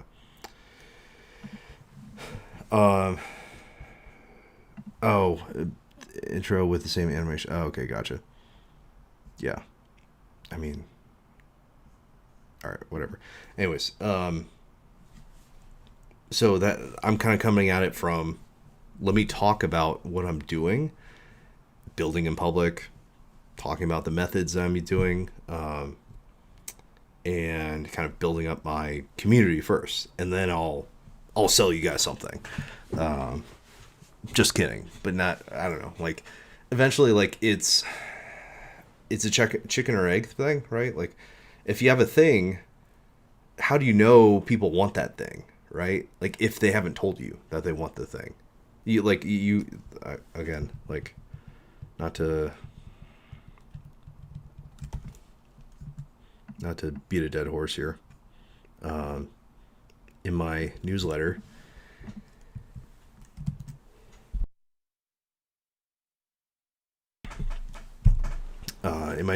this is where I'm like talking about this stuff, and where I'm like kind of condensing my knowledge down is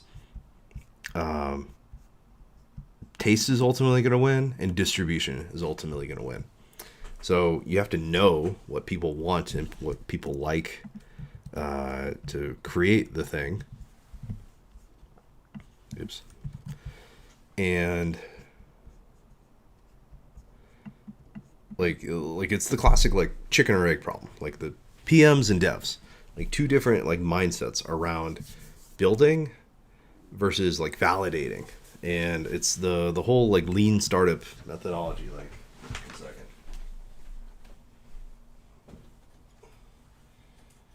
Where is it?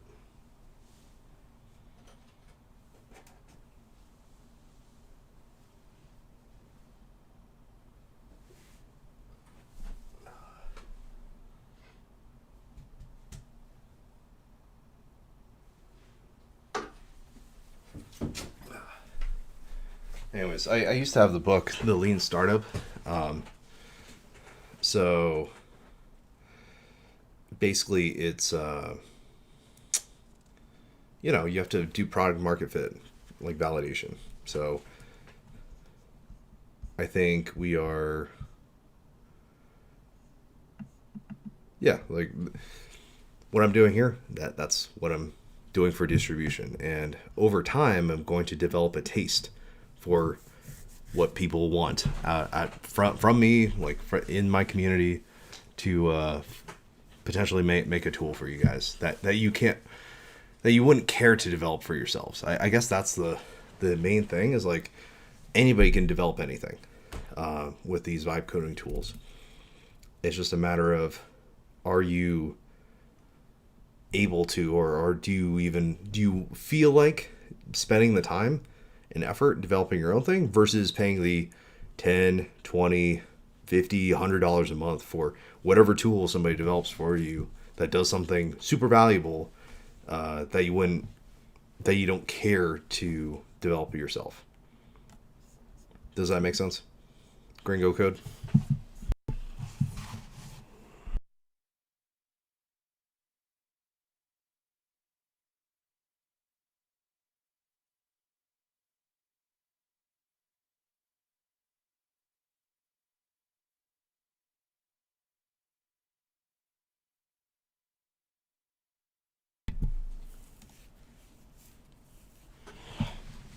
Okay. Let's go. All right. Maybe the chat's died down now a little bit. Yeah, it does. Cool. Sweet. Thank you all for being here. I guess let's just shilling for my newsletter. Check it out. Subscribe. Just for fun, I built a voice-to-text fully functional app for myself, as I don't want to pay $7 for a Super Whisper this weekend. Nice. Cool.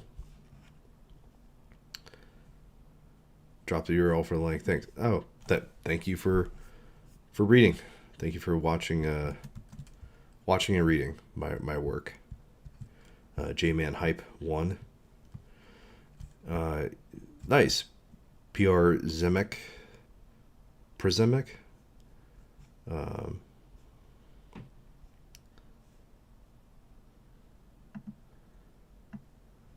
Why only me, like, question mark? CZX? What's that?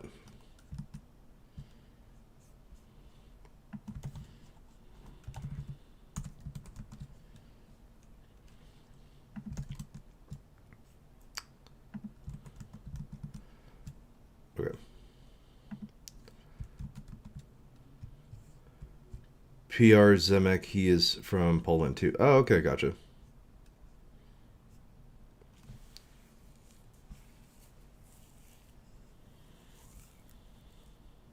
Yeah, and like that's this exact thing is like, why only me hit the like button? Oh, okay, yeah, like hit everyone hit the like button. Take the 2 minutes, the 2 seconds even, to just hit the like button. Yeah. All right. I even hit it myself, because I didn't even hit the like button on my own video. But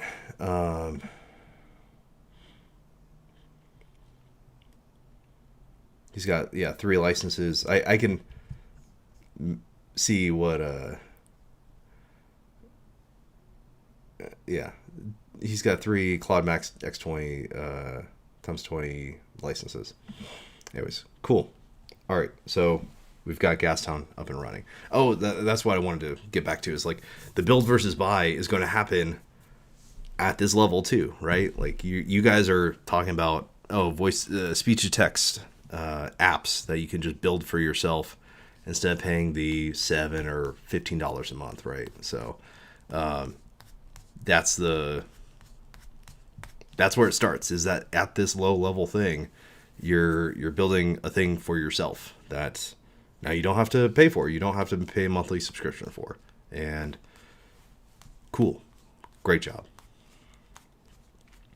And now I've got, I said, PR Zemek, we'll show you how to burn through 3 Claude Max licenses in a single week. Awesome. That's dope.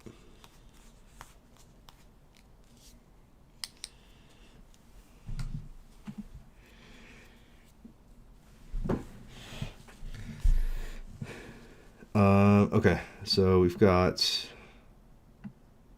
okay, that's the summary fix. Claude Code 2.1, change the input prompt from ASCII to Unicode. Okay, Cool. All right, we've got everything up, and we're 2 hours in. We haven't done anything yet. Okay. So I want. So basically, like, I'm thinking about this problem because, like, I have a PR up, and I think multiple other people have, like, basically the same PRs up. So how do we go through? Because these are automated, I think we're going to find that there's multiple PRs per issue. And maybe we can, like, evaluate these different options and, like, do a review of these different PRs for each of these issues.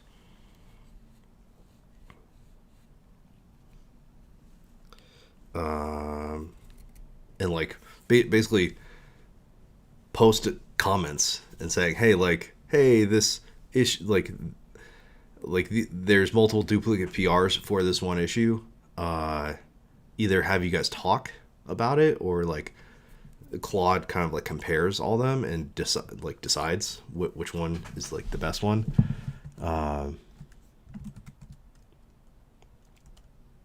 So I wonder if this is, like, a worker type of thing, and if this is like a formula that we should make and say, like, determine the best. I wonder. It's like,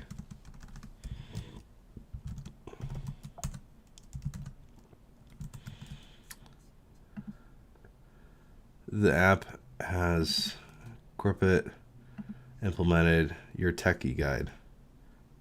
This is one of you guys? Or is this a...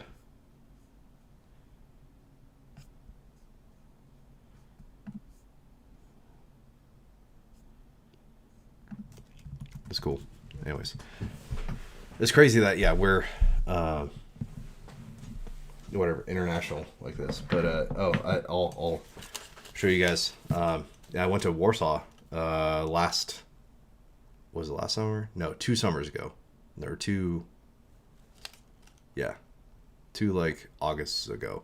So, yeah, I've visited because my family is from Poland, or, like, my part of my mom's side of my family is from Poland. So yeah, I've been to your guys' country. It's cool. And had some of the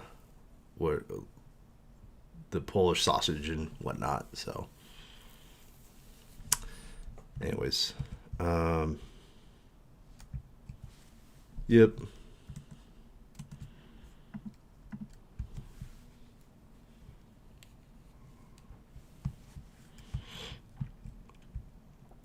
Okay. Let's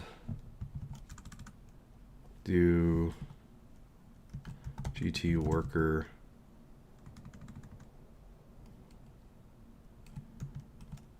Oh, GT crew attach.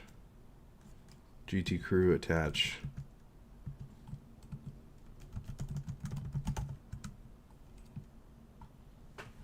That's all fit for the base. I got Slavic. Yeah, people nail that pretty from a mile away. GT crew attach. What are we doing here? Oh, I called it BMAC, I think. BMAC.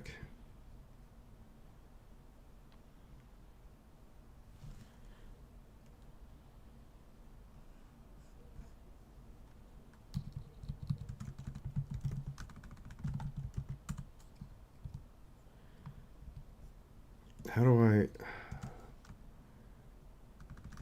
I do this? Do I have to say rig? Oh, rig. Okay. Attach. Rig. Gastown.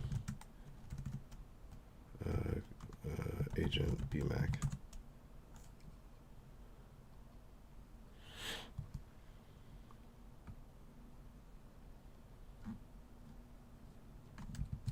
How do I attach to a crew member BMAC? Cool.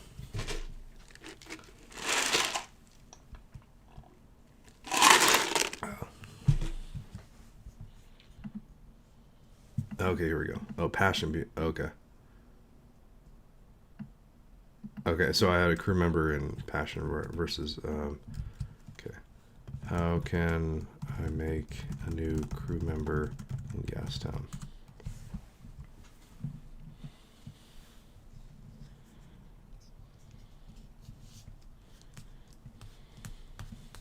Okay. Gotcha. Okay, cool.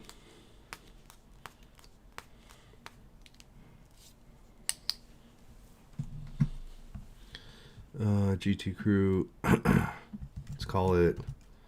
Oops.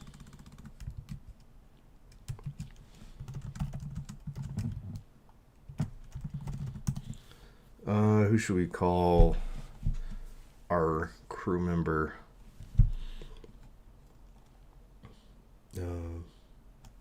Alice, sure. What? Crew AT Gastown. Oh, crew add Gastown Alice. Add. Oh, come on. Please. Alice.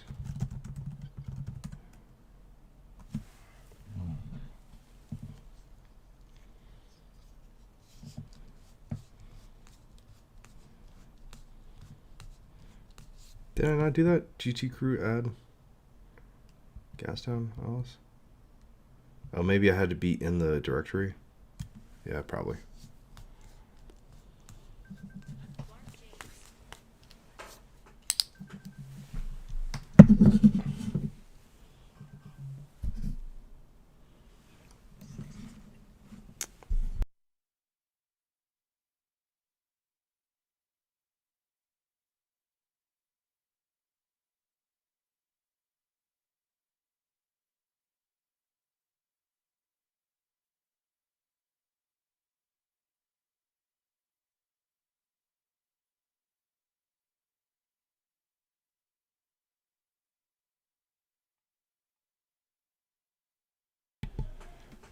Okay. All right. Sorry. Had a call. I use my camera phone as my my video. Anyways, okay. Created crew member Alice. Also created one named Gastown by mistake. Oh, okay, gotcha.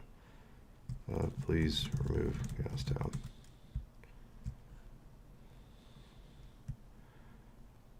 Gastown. Okay, cool. GT crew. AT Gastown.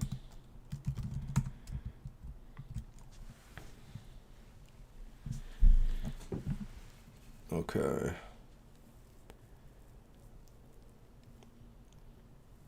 All right, so basically what we use crew members for is for doing like planning work and like kind of analyzing things. So I wanted to create a crew member to kind of analyze this problem of like, what the hell do we do with all these PRs? And what do we do? I think what do we do with duplicate PRs that kind of change that address the same issue? Because we are going to run into this. Like, this is like, if Gastown is running into this now, many other projects are going to run into the same thing. So, fun fact. So, ultrathink is no longer a keyword. Did anybody else know that? Like, is that just me? Like, finding this out like over the last week? Ultrathink no longer does anything. It's like, it's now maxed by default. So, I don't know. Sad times, I guess. Okay, so plan and asking questions about how I want to handle multiple PRs in one repo, such as Gastown, that address the same GitHub issue, and we may have multiple different the PRs may show multiple different solutions. Let's figure out a way how we can evaluate these solutions and pick one to merge in. And how do we do this within Gastown? Should we handle this as a formula or some other methodology?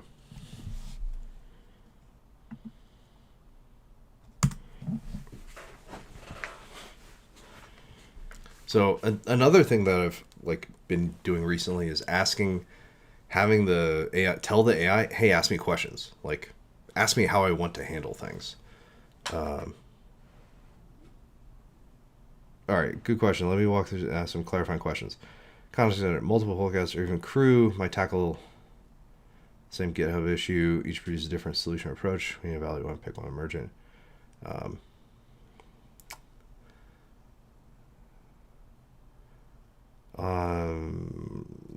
So I guess type something. Multiple contributors to the repo pick up the same GitHub issue. Multiple human contributors.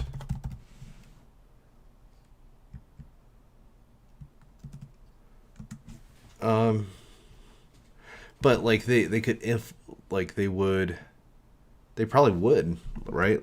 Inherently, if they're all addressing the same issue. Say the one I was looking at was my current open one. It's it references, hey, we're doing this thing, and then I see me open a PR. This other dude opens a PR, and this dude had as a commit. Does he have was this in a PR? Fixes.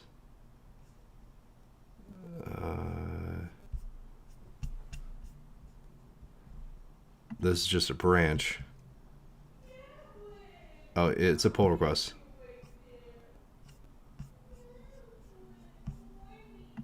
And then, yeah, he made a PR. So now there's 130 PRs. You'll need to find out which ones conflict. Yeah. So, yeah. So how do you decide? Is it earliest PR wins? How do we handle this generally? I know Steve probably has his own ways of doing this. He has workers that kind of review PRs, and maybe it's early. He may choose the earliest one or the latest one. It depends, or whichever one is ready potentially. Maybe that goes first, and then if it, yeah, I guess. I'm just thinking through the logic here. It's all right, whatever PR is ready to merge, let's evaluate that one first. PR checks are passing or whatever. Okay, after that, if we have multiple PRs that address the same thing, how do we pick between them? Is it just Steve calls the wall apparently the best thing we got is one dev per revo? Yeah, I don't think this is necessarily the wall. This is what the refinery takes care of, right? Is yeah, the one dev per repo thing. The refinery is, you've got multiple polecats working on in the same area, right? And there's the merge conflicts happening in the context of they're all working on different things, and then they change the same code and they rework they rework things from underneath each other, and then you kind of one goes first, and then the other one has to rework based on that one, and then like there's a merge queue, right? Like a merge request queue based on the refinery. But like if we think, but this is like multiple people like creating, like solving the same issue. So yeah, I don't know if this would be any different. Like by default, it's just whoever, I don't know, maybe gets their PR done first, like and maybe then it sorts by most recent or not recent. May go by oldest PR, like that. Maybe that's the logic. Let's see. But I guess I want to think through this for myself. I get like potentially we have like multiple people working on the same thing for something internal at work, maybe. But like at work, you have a Jira. Everyone's assigned an issue versus open source is just like fuck it, anything goes. Anybody can work on anything. So that's yeah, I don't know. That's interesting. Interesting, like different models, maybe. Most to the repo, pick up the same GitHub issue and tell Claude to work on it and each come up with their own solution.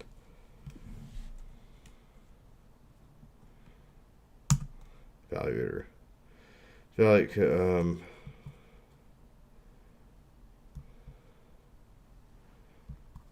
let's say hybrid. Oh wow, you can like check off things now. Holy crap. I had no idea you can like sure. I don't know. Simplicity lines of code. Smaller, simpler. Sure. These ones matter. I have to rejected solutions. Notify authors. No, it's not send mail. It's like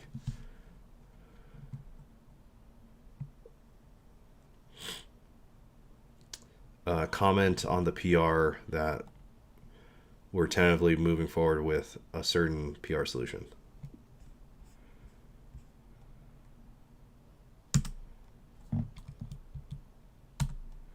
Oops. Oh, wait.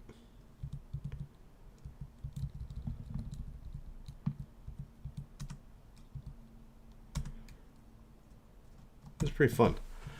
I like the AI is like asking me questions so it can like do its job better.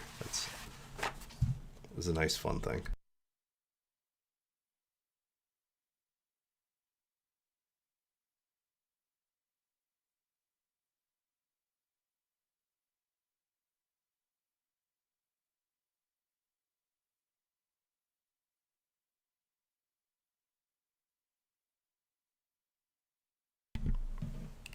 Yeah, maybe like each issue, maybe part of the issue is like it.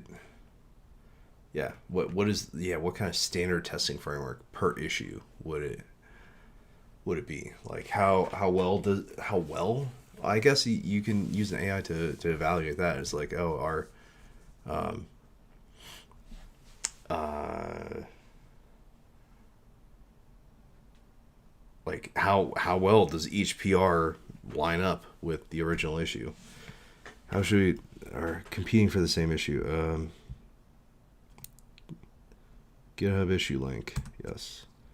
What triggers?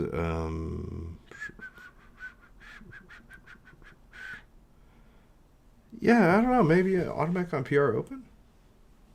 Like, would this be a CI check or something? Could we do this as a CI check?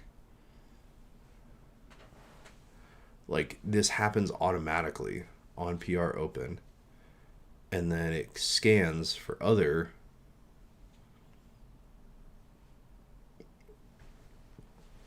But then the evaluation criteria would be with Claude or whatever, right? So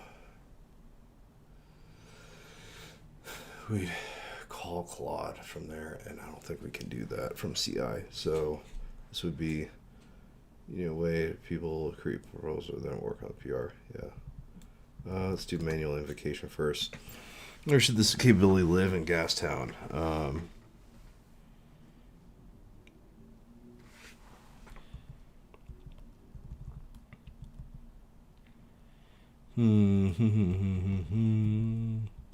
Yeah, I don't know. I mean, this is a good question. I'm just like it's asking me, and I was hoping it had a better idea around this.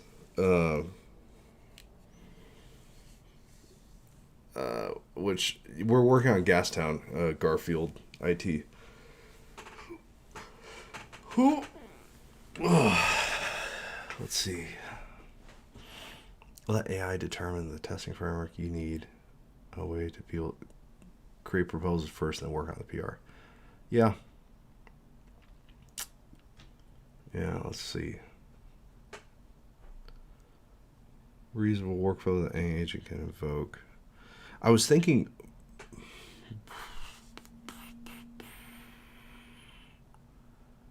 a molecule, since it's a workflow type of thing, where we can just kind of spin up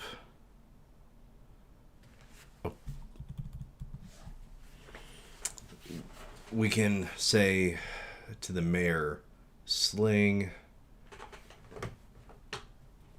evaluate all the PRs.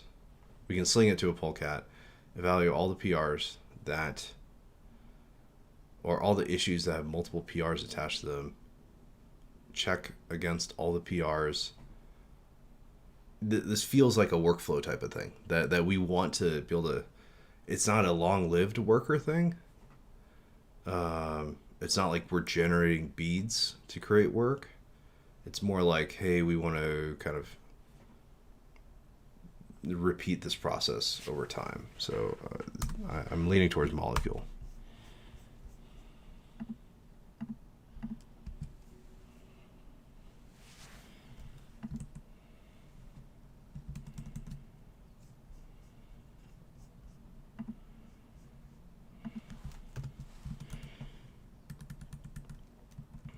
Let's see. Oh yeah, so shout out Augie. Please sponsor me. Augie MCP is pretty good. It indexes your code, kind of saves your context for actual work rather than searching around for stuff. I don't think Augie has like a great like marketing team. Or okay, before I shit talk a potential sponsor here, like I think I don't see it in the conversation. It like they're more like on the enterprise front, but I think to get at developers, you kind of want to do bottom up. Like they're doing top down. They are attacking the enterprise, like going directly to enterprises and be like, hey, we can handle large code bases and context windows and whatever. We can search through your code base for you, versus like, I don't know, getting developers to use it for their personal and like getting them hooked on it like from the ground up. Because like, let's see, what is my usage this month? Not a ton. I mean, I still got some, and I'm just on the indie, like the $20 a month plan, I think, and I have it like auto canceled, so we'll see if I use it up. Okay. Got it. Okay. Clear picture. Let me summarize what we're designing. Work on same GitHub issue. Evaluate PRs for issue X hybrid. Pre-screens, close calls, correct isolated code quality. Was an augment code. Could just see prices once open for. Yeah, I use it at work, and like I ironically I have more usage with Augment. Like I can use Augment more than Claude. And it's just, I don't know, licenses or whatever, right? So yeah, Augment is my daily driver at work, and I like it. It's close enough. Like it's good enough. It's not. I think I like the handling of Claude better. Like I don't know. I like the agent capability of Claude, like how it talks to me, and I can kind of anticipate it better. Versus Augment, kind of, it can, because it has like that. I don't know. The context management is different in Augment.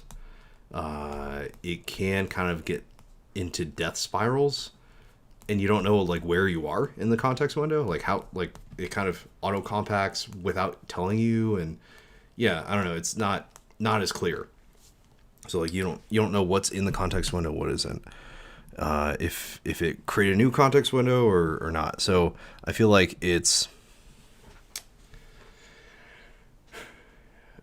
a great idea. Like I can see why it would be helpful to have like a search, like an index to kind of prefetch things.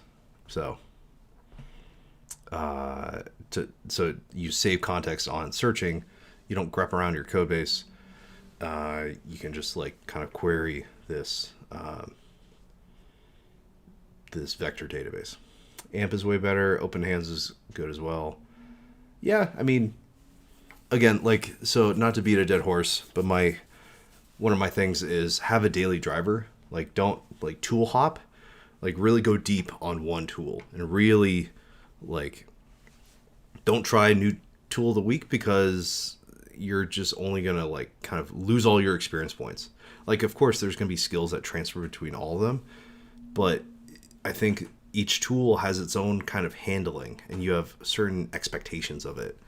It's like learning how to drive a car. You learned on one vehicle, right? Like you didn't change cars every day to learn how to drive a car, right? Like you stuck with one car, you got it down till you like kind of mastered it, and you felt comfortable with it. And then maybe after, I don't know, a year of driving, you switch, like you drove your friend's car, you drove your parents' car, or whatever. Like you drove other family cars. So I feel like it's a similar here, where people are just want to get the most leverage out of everything, and they hear that, oh, open code is good, open whatever. They hear all these different tools, all these agents, and then these agent orchestrators. There's so many combinations to kind of like hop through. It's kind of overwhelming, and people spend all their time just trying out the tools and not really getting reps in a particular tool, and not really mastering one particular tool. So yeah, anyways, so that's my rant on, I don't know.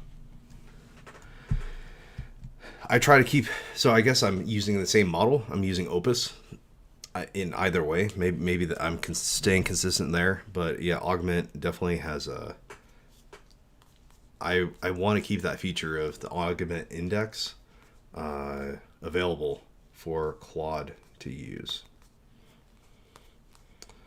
But I don't necessarily like the Augment agent interface, because the queue thing is so dumb. Like the queue doesn't even work on the Augment agent interface. I don't know if anybody has used Augment enough.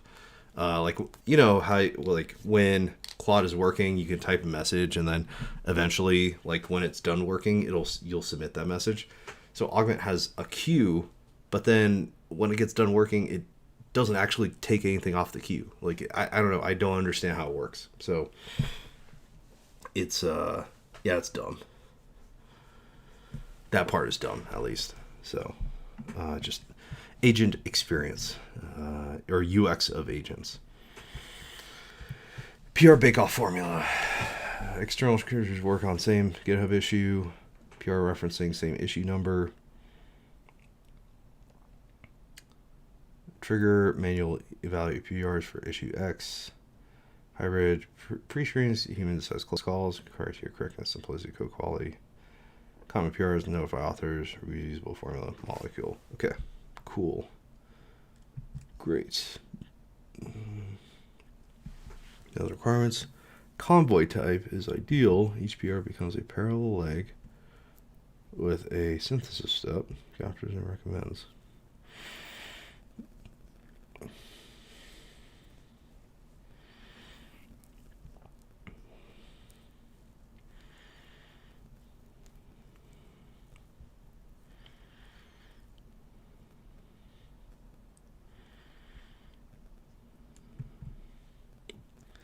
Actually post comments to GitHub PRs or just draft them for human review first. Q did suck and augment would take a 90-degree turn when I was first trying to clarify something. Okay. Yeah. Yeah, it was, I don't know, for me it just doesn't work. Like I submit something while it's running and then it never actually goes back and like looks at the queue. It never pops anything off the queue. It never dequeues anything. It just, I don't know, just stops. And then I type the same thing and then it never like, I don't know, clears the queue. I don't know. It's weird. It's as someone who uses these things, if I can't figure it out and I'm using, this is like a very basic functionality. I feel like, yeah, they're not, I don't know. It's weird. Like they should be focused on some amount on agent like UX design.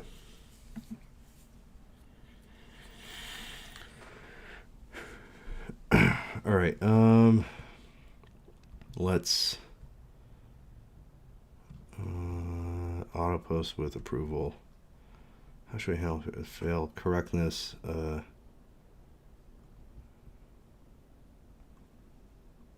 Exclude silently. Yeah. Or comment. We don't want to give the author a chance to fix. Exclude with feedback that CI was failing. We want to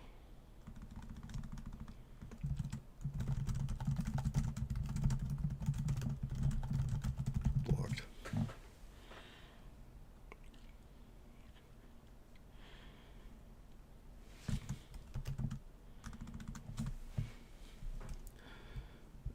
Or integrate with, it should just be a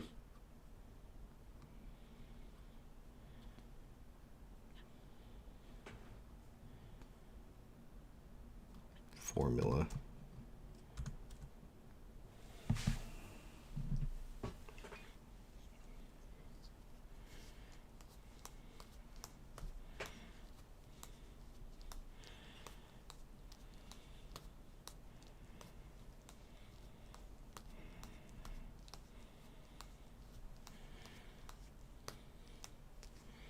Workflow type, not convoy. Use sequential phase of the human approval gate. Okay.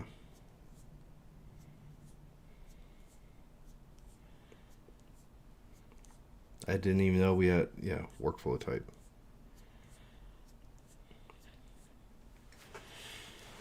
Has anybody else used formulas in Gastown? Like designed your own formulas and kind of made these things work?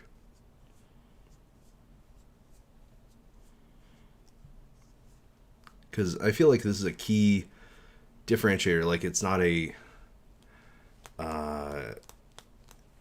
like this piece of flexibility I think is super key moving forward.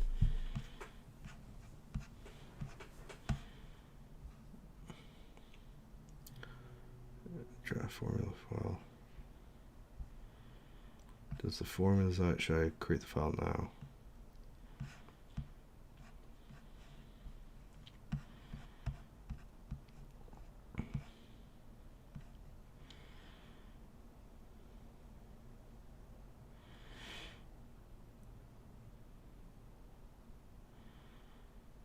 I think you're missing a key point. The formulas are what we call signatures in DSPY.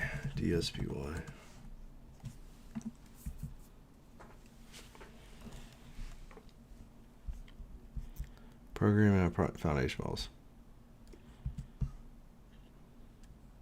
Building modular AI systems. Optimizing their prompts and weights. Declare self-improving Python.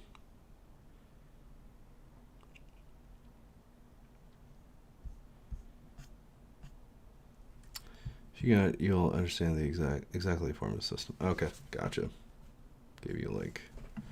Oh, I don't see it in my chat, but let's see.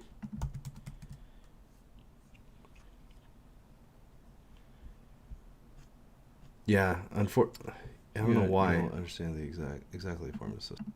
Okay, gotcha. Let's see.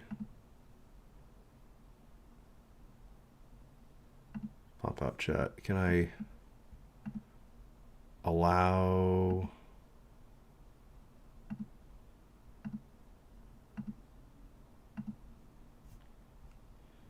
I don't see the link. I don't know why it won't let me see the link. But I don't know. Am I in the right spot here with this DSPY?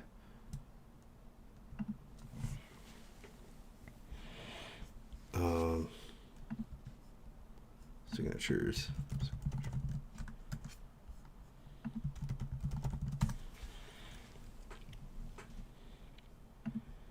Signature pi.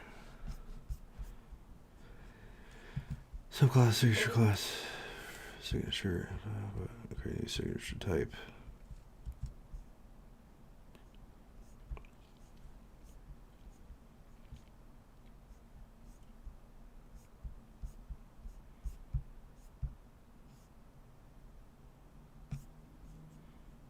Docs.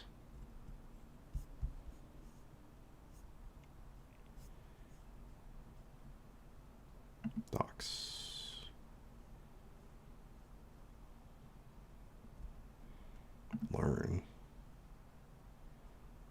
Programming. Signatures. Markdown. I can't see it in the chat. I can't look at the link. It's not showing up for me. The link's not shown in the chat. I'm sorry.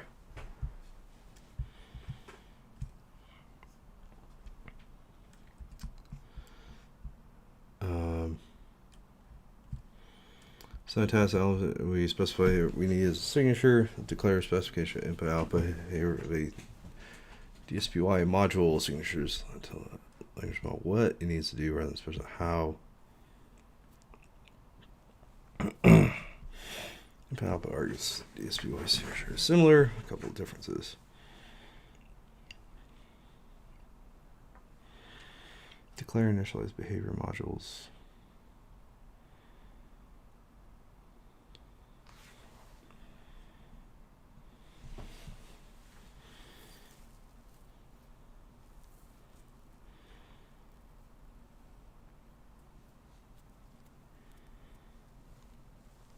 Long barrel prompts by collecting generator for modular data.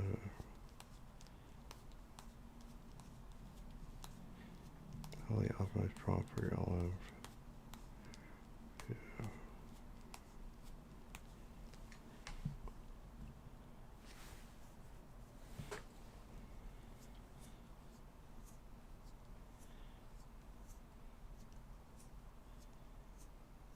Try more things to directly in line.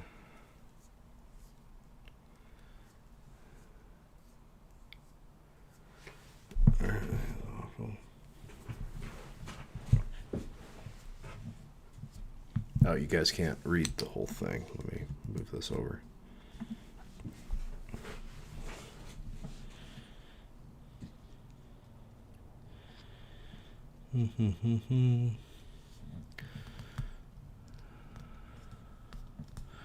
Question answering, question.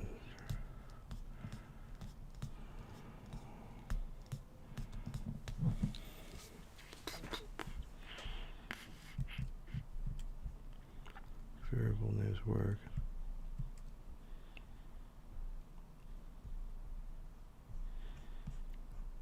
Mark as toxic. Salt. Toxicity.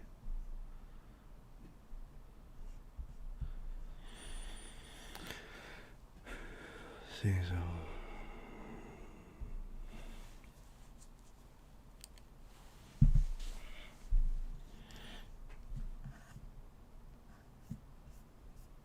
Oops, shit.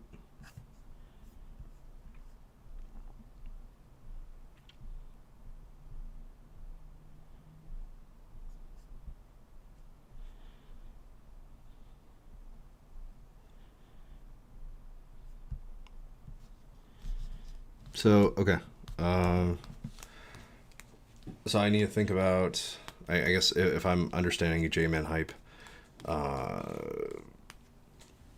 we get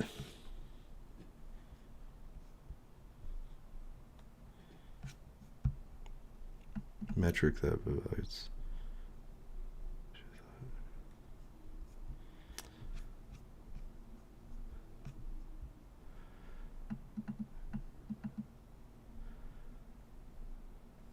clarify the nature of tasks was a doc string. Supply hints and supply constraints. Output field. Desk. Classify emotion. Sentiments. Sentiment. Literal status.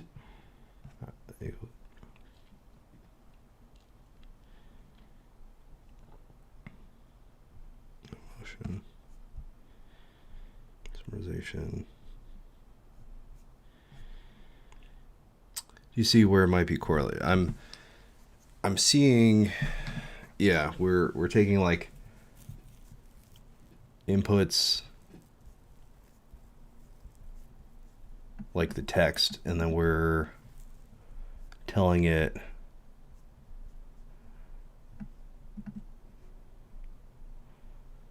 but I might be too dumb to like to fully connect the dots here. Do you have, so like what about the way I'm using formulas would change? Like, do I need to, like, what about this PR bake-off thing? It needs to change given the formulas, or given the whatever, this DSP signatures. Like, I'm saying as an input, all right, there's multiple PRs for each issue. We need to evaluate all these PRs per issue. Look at which ones are passing CI, and then if they're passing CI, then we need to work through evaluating them somehow, right? So then copy finish ask session UR. Okay, sure.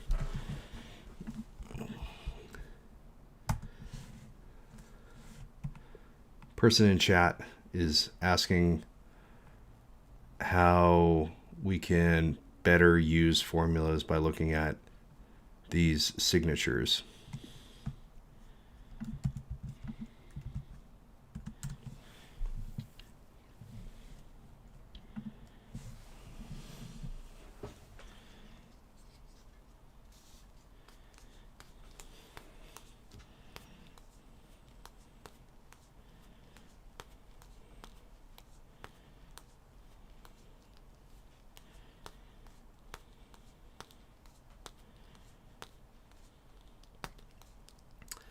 What does a good PR mean?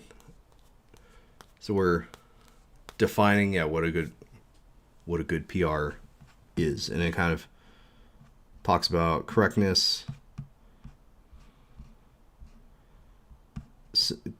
whatever. It asked me about correctness, simplicity, co-quality. Let's see. Declarative input rather than procedural instructions, key concepts.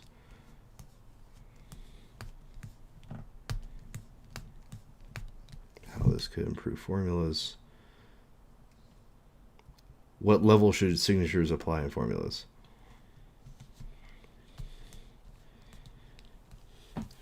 Chat, tell me how I should respond here. Step level signatures. Signature declares inputs, outputs, evaluate PRs to scores. Formula level signature goes overall transformation. Repo. Both levels. Probably both levels here, right? Let me know. I get the feeling it's both levels of like declaring what it does. But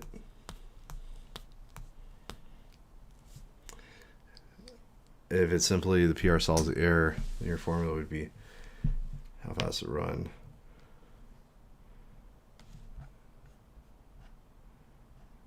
Follow the rules, got as battery store. 1 or 3. Okay. Gotcha. How strict should type enforcement be? 3. All right, cool.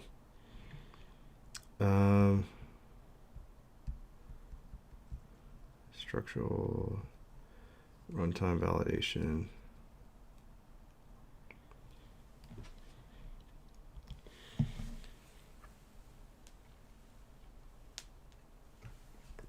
I mean, there isn't really compile time for this, right? Like, I don't know.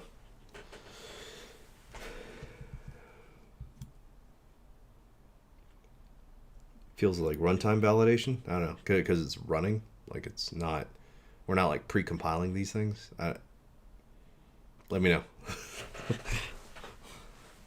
It's Twitch plays Gastown formulas here.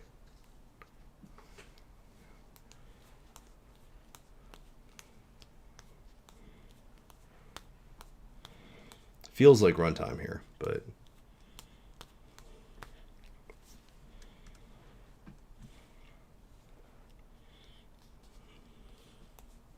three, compile time optimization. All right.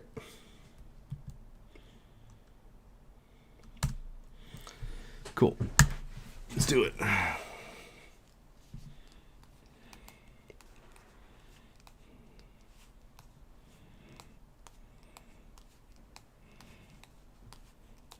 When I do threes because signatures are there in order to give a hint or recipe for it. Compile the optimized prompt. Okay. Gotcha. Okay.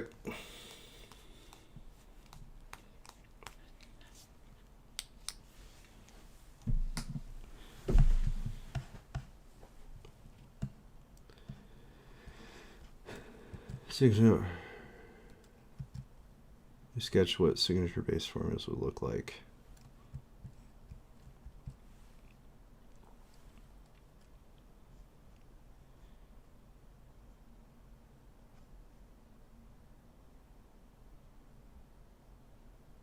Oh, so it's trying to add the signature system to formulas. I don't know if that is that what we want to do here? Like we're adding a field to the formulas. I don't think that was our intention, right?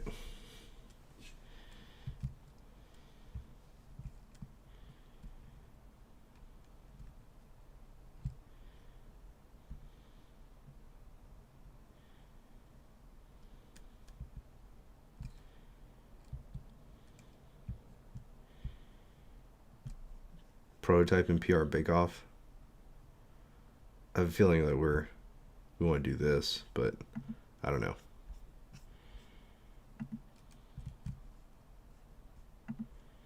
What's 7 assertions?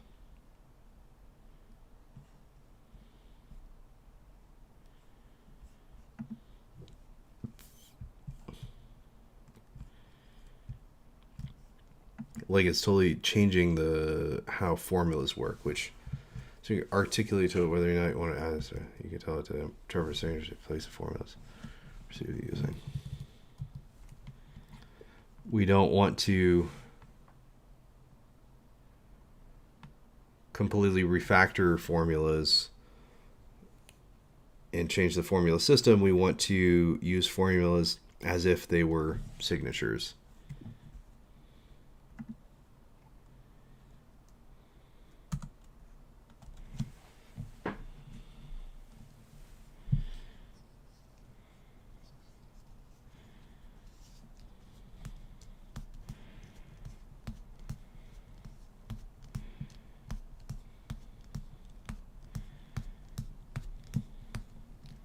Okay.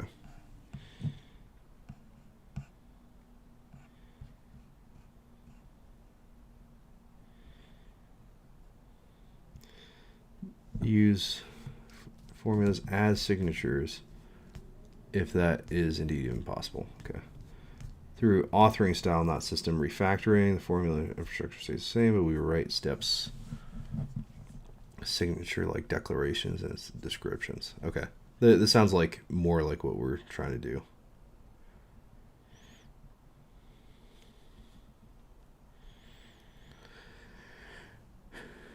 Without system change, get clear.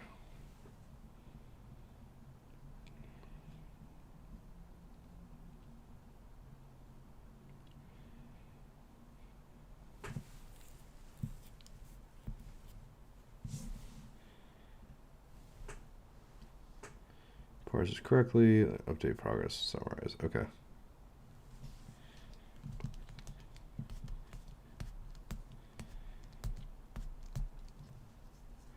Discover PRs, validate scores, recommend winner, prove human, post URLs, PR bake off. Okay, what's different from traditional format cell? Step starts, types document inline, agent knows, exact structure, process minimal, visible, sure. Okay. Sure, yeah, let's test it out. Let's do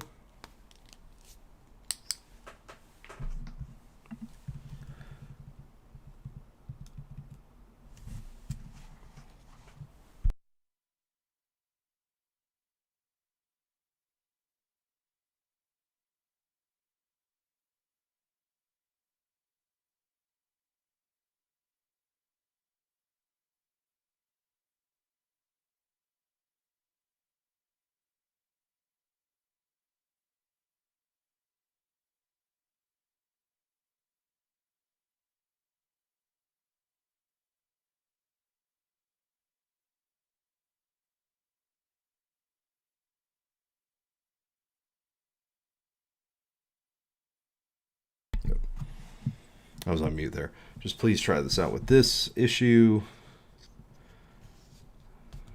Formula steps.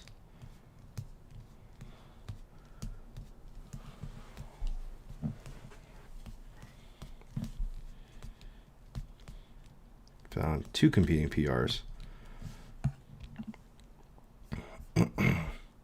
Only 2?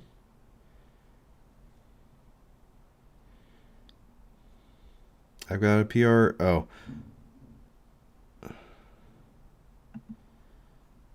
Oh, okay. They mentioned this in the issue. Okay.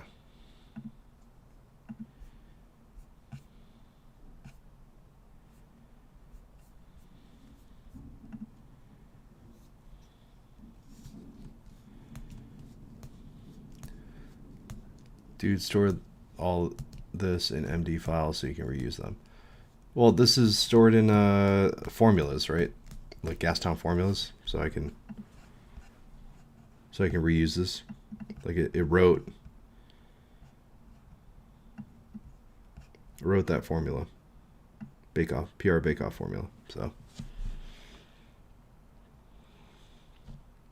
you can point the AI to check those files every time. Yeah, I think I don't know. I think I stored it in the right spot. Okay. Form steps. Author. Fork PR, no CI checks run. Oh, okay. Needs maintainer approval. Oh, okay. So since I've, okay. All right. Then we can't like actually use CI as a determinant because like you have to be pre-approved, but the right solution may not be CI approved yet. Okay, gotcha. Yeah, PR Zemek, you're jumping down my throat. It's all good.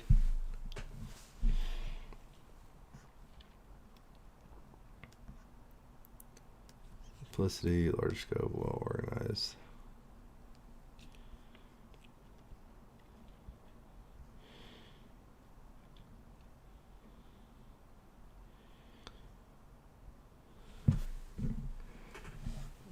Winners versus Demon. Let's remove the CI check comparison because different contributors may or may not be allowed to run CI. Period. Let's add in running, checking those out, those branches, and running the tests locally and testing the different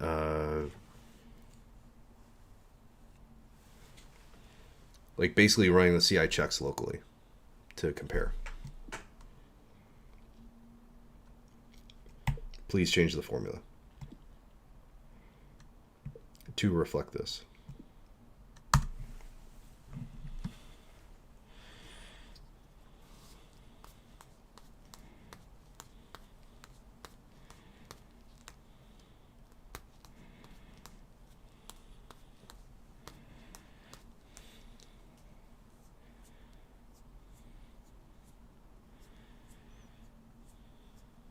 I use act to do CI checks locally. All right, what is act or magnolia?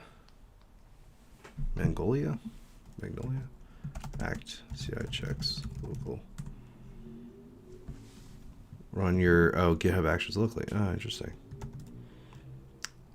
Magnolia CI check.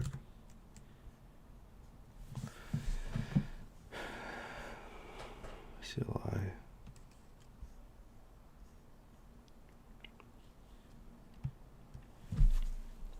I'm using a whisper flow. Seems to work out pretty well.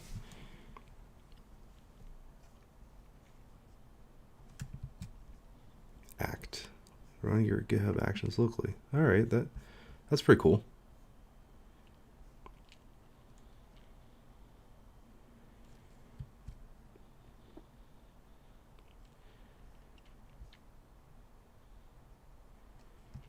Yeah, that's pretty neat. Thanks, J-Man Hype. I think act, because I work in GitHub Actions a lot.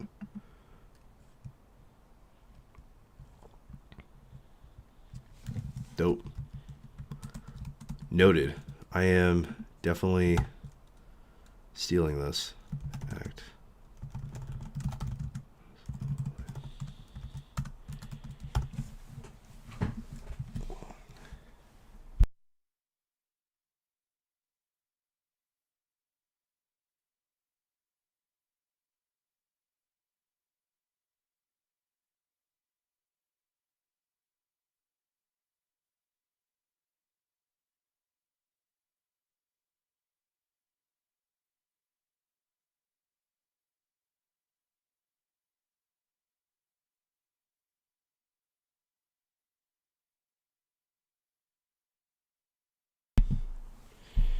Both PRs pass local testing.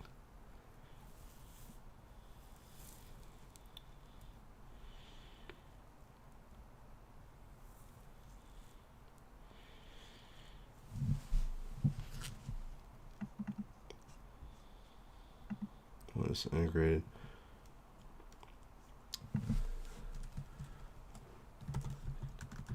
Toist, Magnolia. On your CI pot.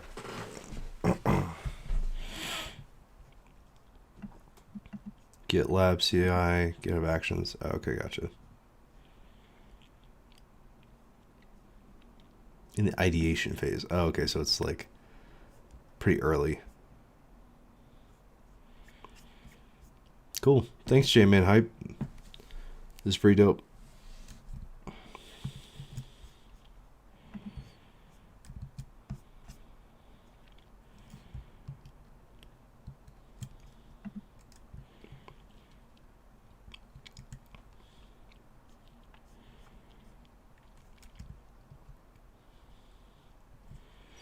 Oh, so this is like relatively new. Magnolia's relatively new, and then the Act is like a more established project. Gotcha. Cool. It's pretty dope. Okay.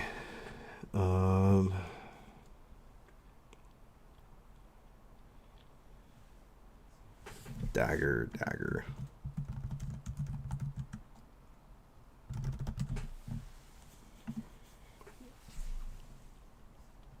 Shipping Codebase. Runs locally in CI. I feel like I've heard this one before.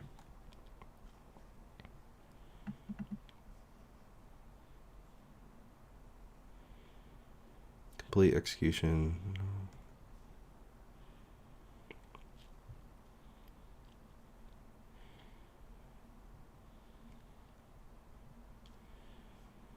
Nice. Looks cool.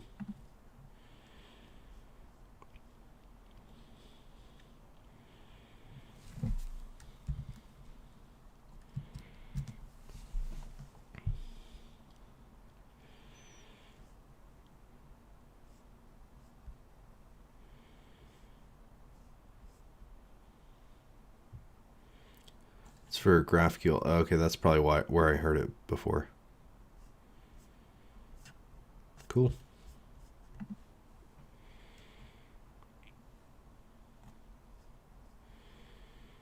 All right, so I have a larger scope. Oops. More commits. Single package edition. Click on it. No external read list documentation.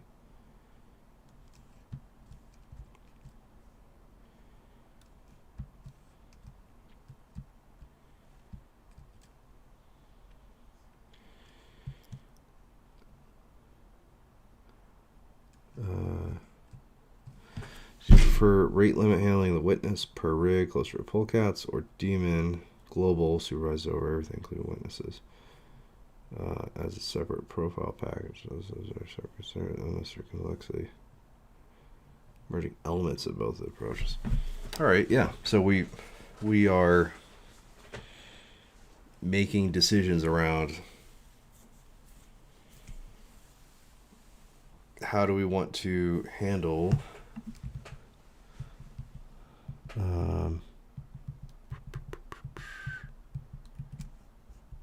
this. Oops.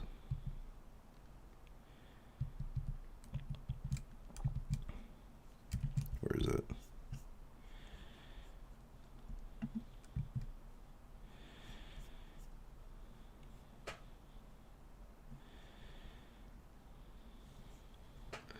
$648 yesterday.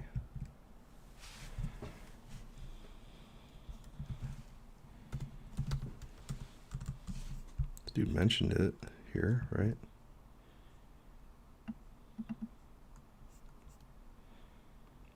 Oh, this is an issue.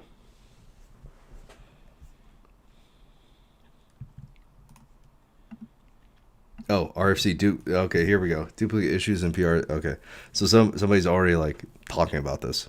Who's gonna call it? I know this guy.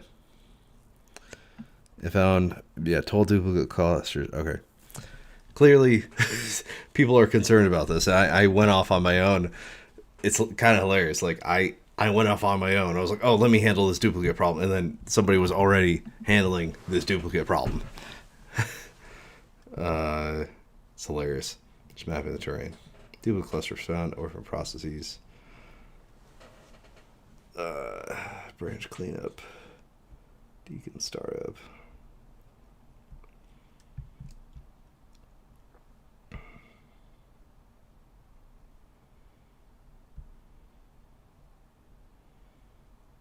context lost between sessions.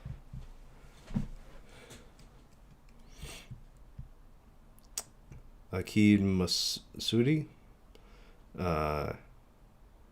Yeah, we're working on Gastown. We're looking at the issue of multiple, like, it's growing, the project is growing so fast, and then the agents are kind of doing their own work and kind of duplicating effort. So issues are getting duplicated, and then also there's multiple PRs per issues. So it's not like a clear separation of boundaries or concerns. So let's see.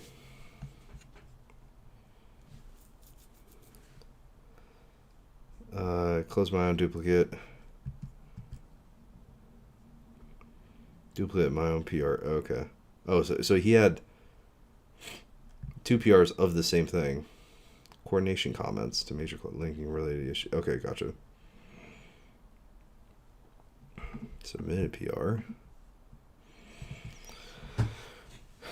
I need a periodic passes. I need to related to X. Comments just mapping territory. Full cluster analysis. You found a good place. Always check upstream issues and PRs for it. 20 fixes.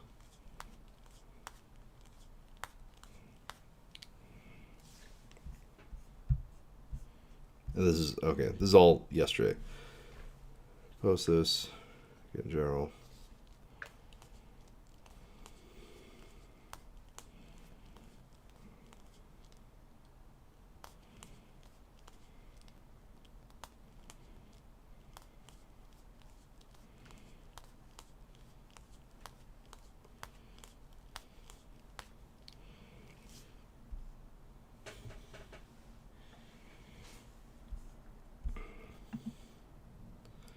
Fix it with local automation as a community. We should talk about LA correction noise, which is the commit flow for our system. So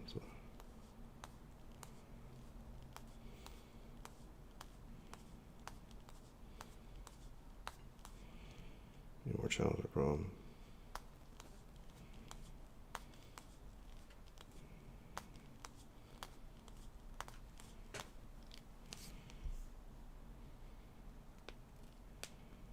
Issue template. Give us a common place to put instructions.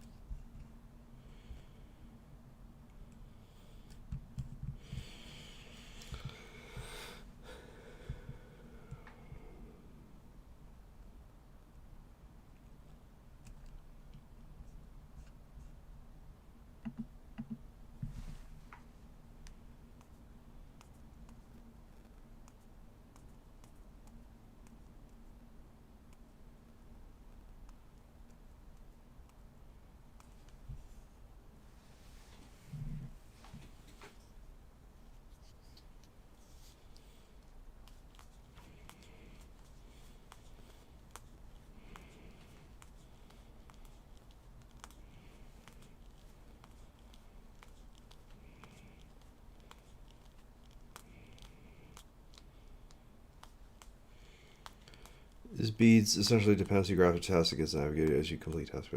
Yep, it's an issue tracker, and you like think of it as a Jira for agents that it goes and completes, and you can what's interesting about beads issues is that you can also comment on them. So a workflow that I have is I create all the beads, and then I have multiple agents, so not just Claude, but like Gemini and Codex, like more.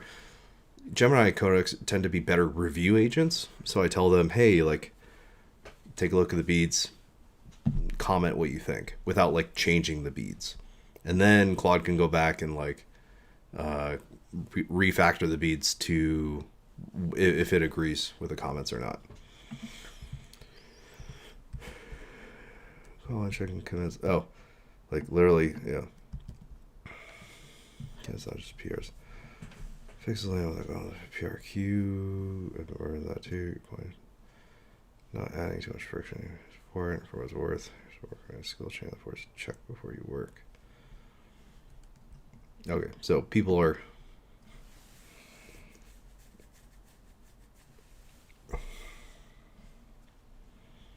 Shipped skills alongside contributing, like true.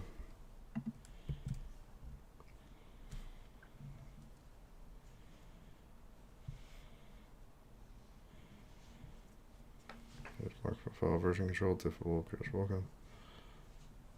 Code. So finds a better way. Check out sprites.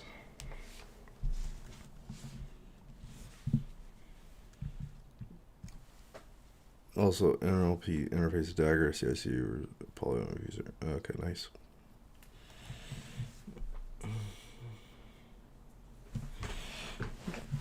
This is just starting to show there's already momentum. Gastown plugins, agent skills.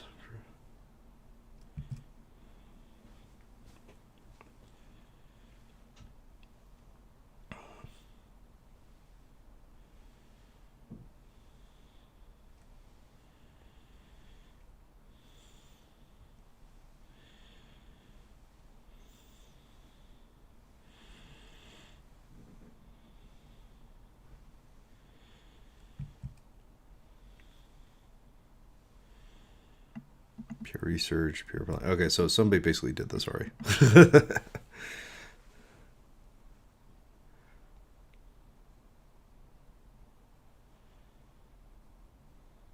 Cool. Anyways, gotta run, guys. So please just, this is interesting. Thank you for J-Man Hype, the walking me through kind of the similarities between the signatures and the formulas here. But please like and subscribe. It really helps me out. I'm trying to grow the channel, kind of reach more people talking about this kind of stuff. I think it's super interesting to get a bunch of technical people together chatting about kind of best practices around using vibe coding in like a professional context. We're at 482 subscribers. Would love to see that be 500. That's like the first YouTube unlock or whatever. Thank you, J-Man. Appreciate it.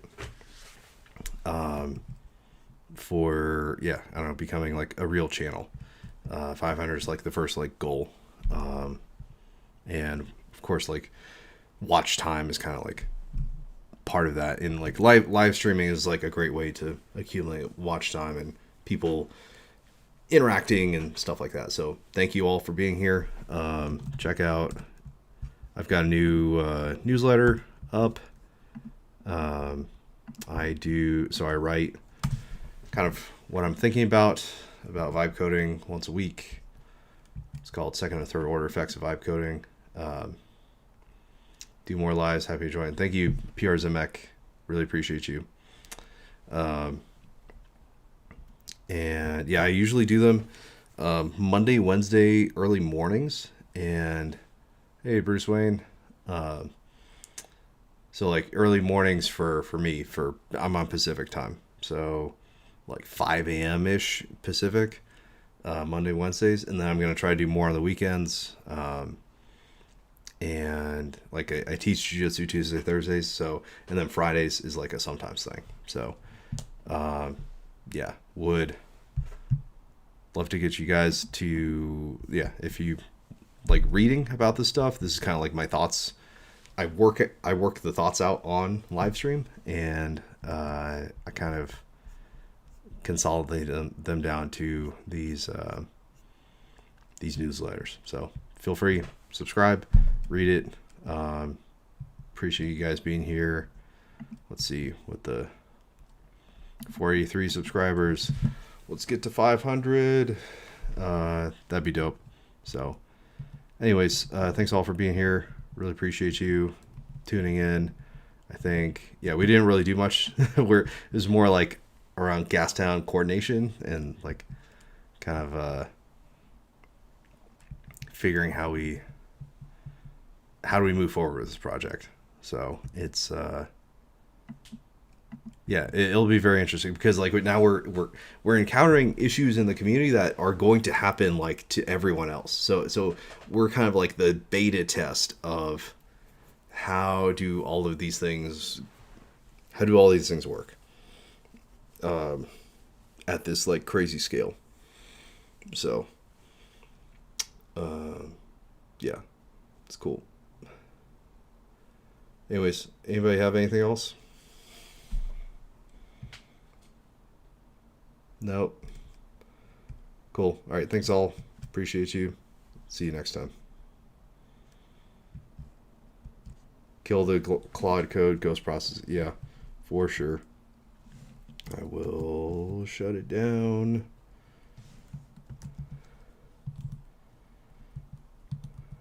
GT.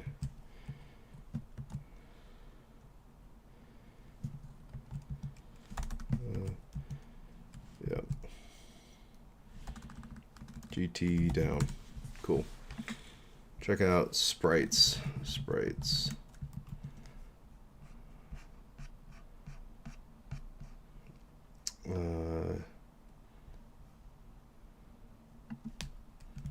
Right, GitHub sprites.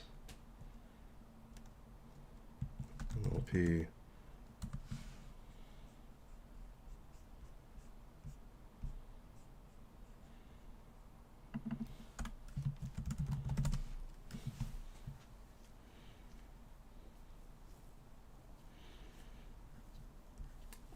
I'm not totally sure what the sprites is part of. If you want to say who's it under? Who's the sprites under? Sprites issues. Get topics.